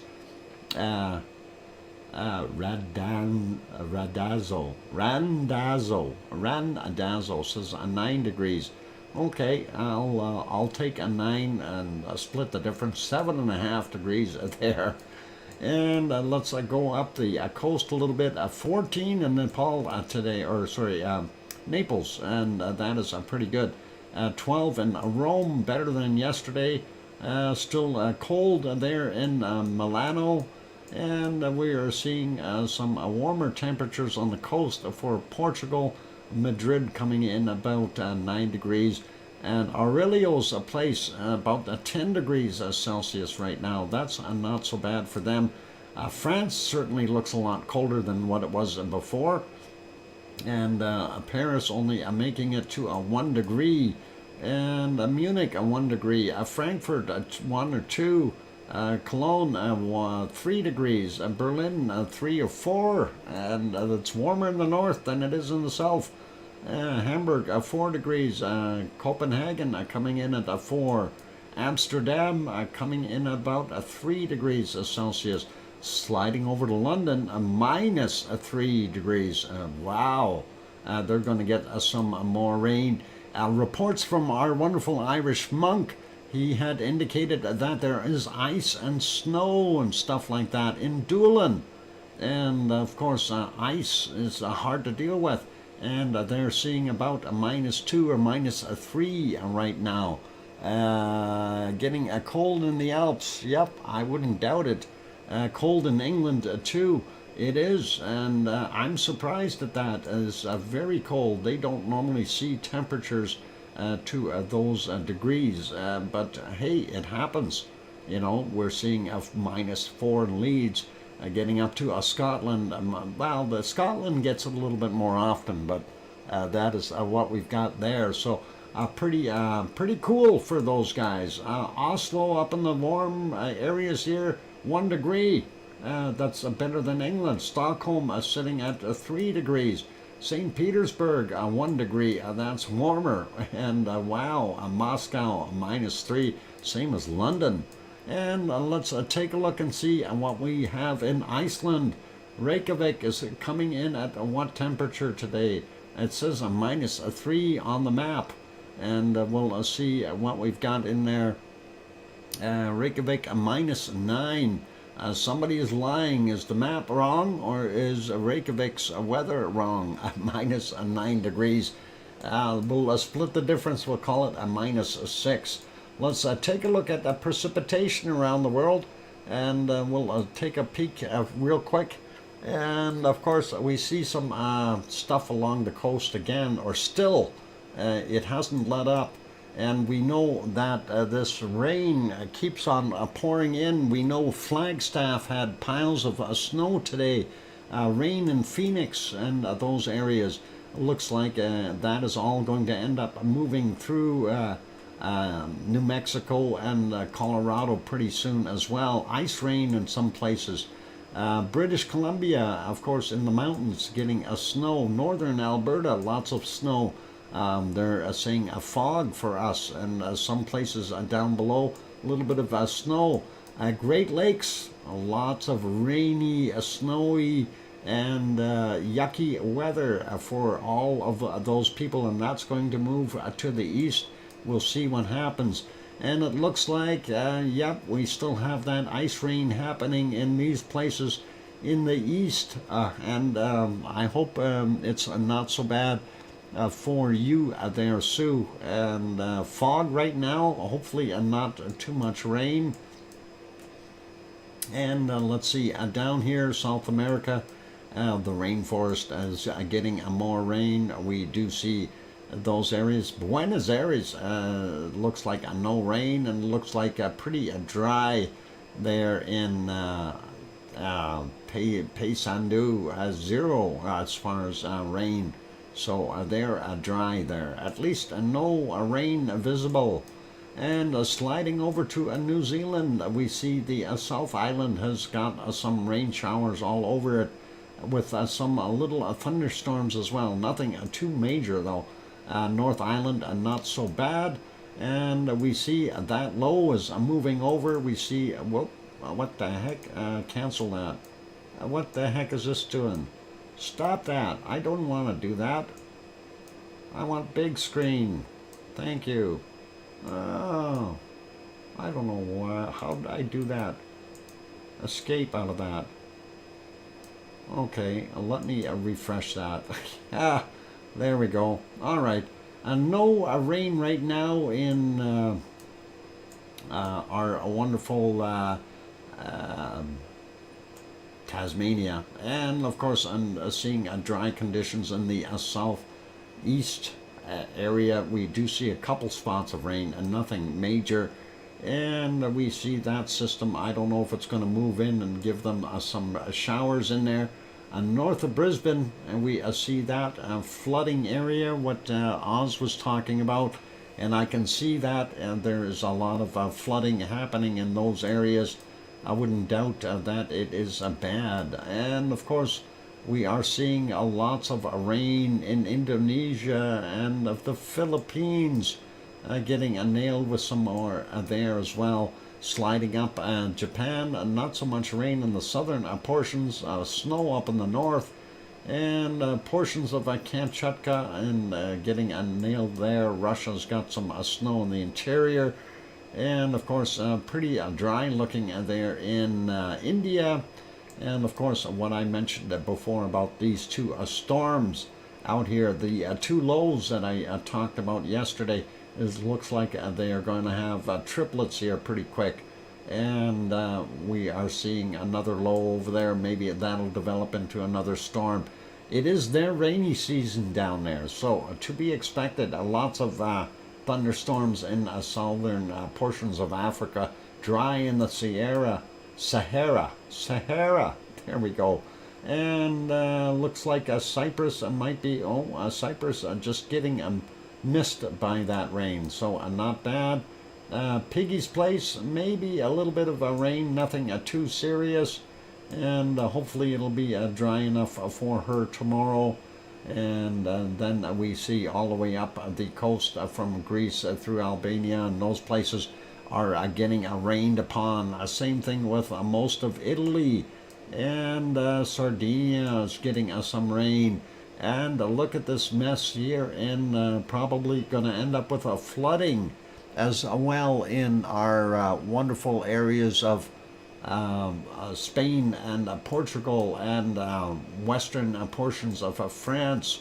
Snow in the Alps again, and of course up here in Holland more rain. Western Germany, where Yvonne lives, and is probably getting rained upon too. She was saying that it was snowing this morning. So lots of rain in up in Denmark and those areas, and that cold weather, but not that much rain in England, which is probably good. And it'll probably be snow if it came in there. We see the bottom portion of Norway getting snow. Finland up in the top, same with a little bit in Sweden. Iceland getting nailed with a bunch of more snow. So that's kind of our weather for today, you guys. And let's see if we can find the coldest places real quick. And we'll try to make this as quick as possible. I see a minus 43 for sure in the South Pole region, a minus 43. And let's see if we can find something colder there. And minus 39. Let's see, 42, 43 below. If we zoom in a little bit here, do we have a minus 44? Yep, there was one. I seen it. There's a minus 44. Do we have a minus 45? No, I'm going to have to stick with a minus 44 for right now. All right, minus 44 is what I see down here. A little colder again than normal, but that's okay. And minus 44 in South or Antarctica, so that is okay. Let's take a look in Greenland and see how cold it is there. Doesn't sound too green to me if it's that cold. And minus 45 already. And what do we got up here? Anything colder? Let's check this minus 46. That could be the cold region, a minus 47 I just seen. And yep, where was that? That was somewhere in here. And yeah, that's minus 47. That is a pretty cold. Boy, oh boy. Yeah, I did see that minus 47. I'll go with a minus 47. And so we had a minus 43 in Antarctica, minus 47 in Greenland. And we'll see what we can find in the northern portions of Canada. And we will probably find something a little bit colder. Ooh, already a minus 46 right there. That's pretty chilly. Minus 46. What do we got here? Anything over here? Minus 40, 40s, 45, 46 right there. And there's that high. Usually under the high it's colder. Minus 43 in a couple places. Minus 44. And we had a minus 46 up there. So let's go travel back up here.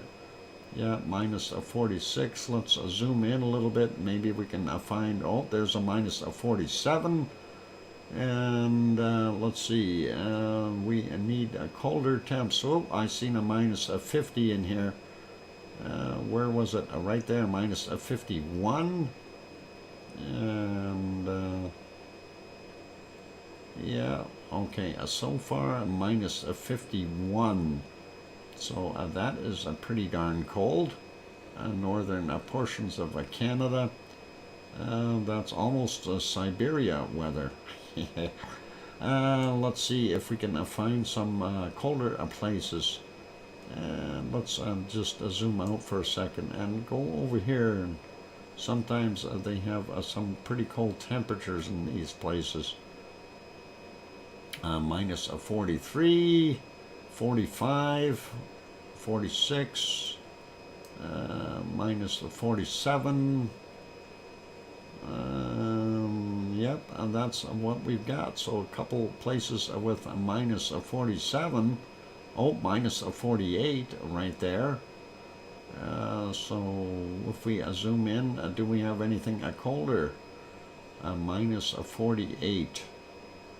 And what about along that river? No.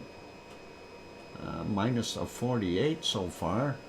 What if we go a little further north? It gets cooler. Let's see, I got to take a look at some of the other islands. They get pretty chilly in some places. Oh, there's a minus 46, minus 47. Minus 48 was what we've seen. There's another minus 48. So that is still pretty cold. And yeah, minus 48. A little bit warmer there. What about up in here? No. I want to see some really cold stuff. All right. What about this area here? Minus 40. Well, I think a minus 48 is what I'm going to go with. My pen's not writing. There we go. A minus 48 and a minus 47, 48. There we go. Let's see if we go way up here. Anything colder? No. What about out here? No, nothing, nothing. Nothing up there, nothing here. There we go. Starting to dip back down temperature-wise. Along the water, it usually is a little warmer. So, what about in here? A minus 45? No. I think most. That's already over to Greenland. So, I'm going to say a minus 48 for the northern portions of Canada. And I know here in Siberia it could be a very weird thing. I already see some super cold temps right in here, minus 58, and that is very cold. Do we have anything colder? So that is a minus 58 right there. Let's see if we see anything colder. Some of these rivers are colder. Minus 58 again there. Minus 59, minus 60. Did I see that right? Did it say a minus 66? Come on, that couldn't have been a minus 66. Minus 60 anyway. Wow. That is a pretty darn cold. And minus 60. Okay, let's see. What about this guy? This is tropical compared to that. Minus 58. No. I don't know. If we see anything colder. Minus 58 right there. We've seen minus 60, so that is pretty darn cold. No, that's getting a lot warmer. What about over here? Minus 51. Usually right in here somewhere it gets pretty cold. So no, nothing there. They're going around looking at some of these cold spots. What do we see here? Another minus 58. Anything colder than a minus 58? Minus 59, minus 60.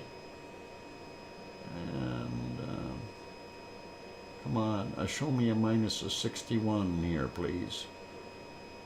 No, I guess not. All right, I'm going to give up very quickly because I'm running out of time, and it could take hours and hours to find the coldest place, especially such a large land. And I am going to stick with that minus 60 that I found. So there we go, minus 60. All right, Sue, that is what I'm going with, and I have a minus 60 in Siberia, What calligraphy at hard to do a yeah. Irish monk, it's hard to do a calligraphy at the minus 30, never mind minus 60. So I had a minus 43, minus for Antarctica, minus 47 for Iceland, minus 48 for the Canadian Arctic, and minus 60 for Siberia. So that is what I'm sticking with.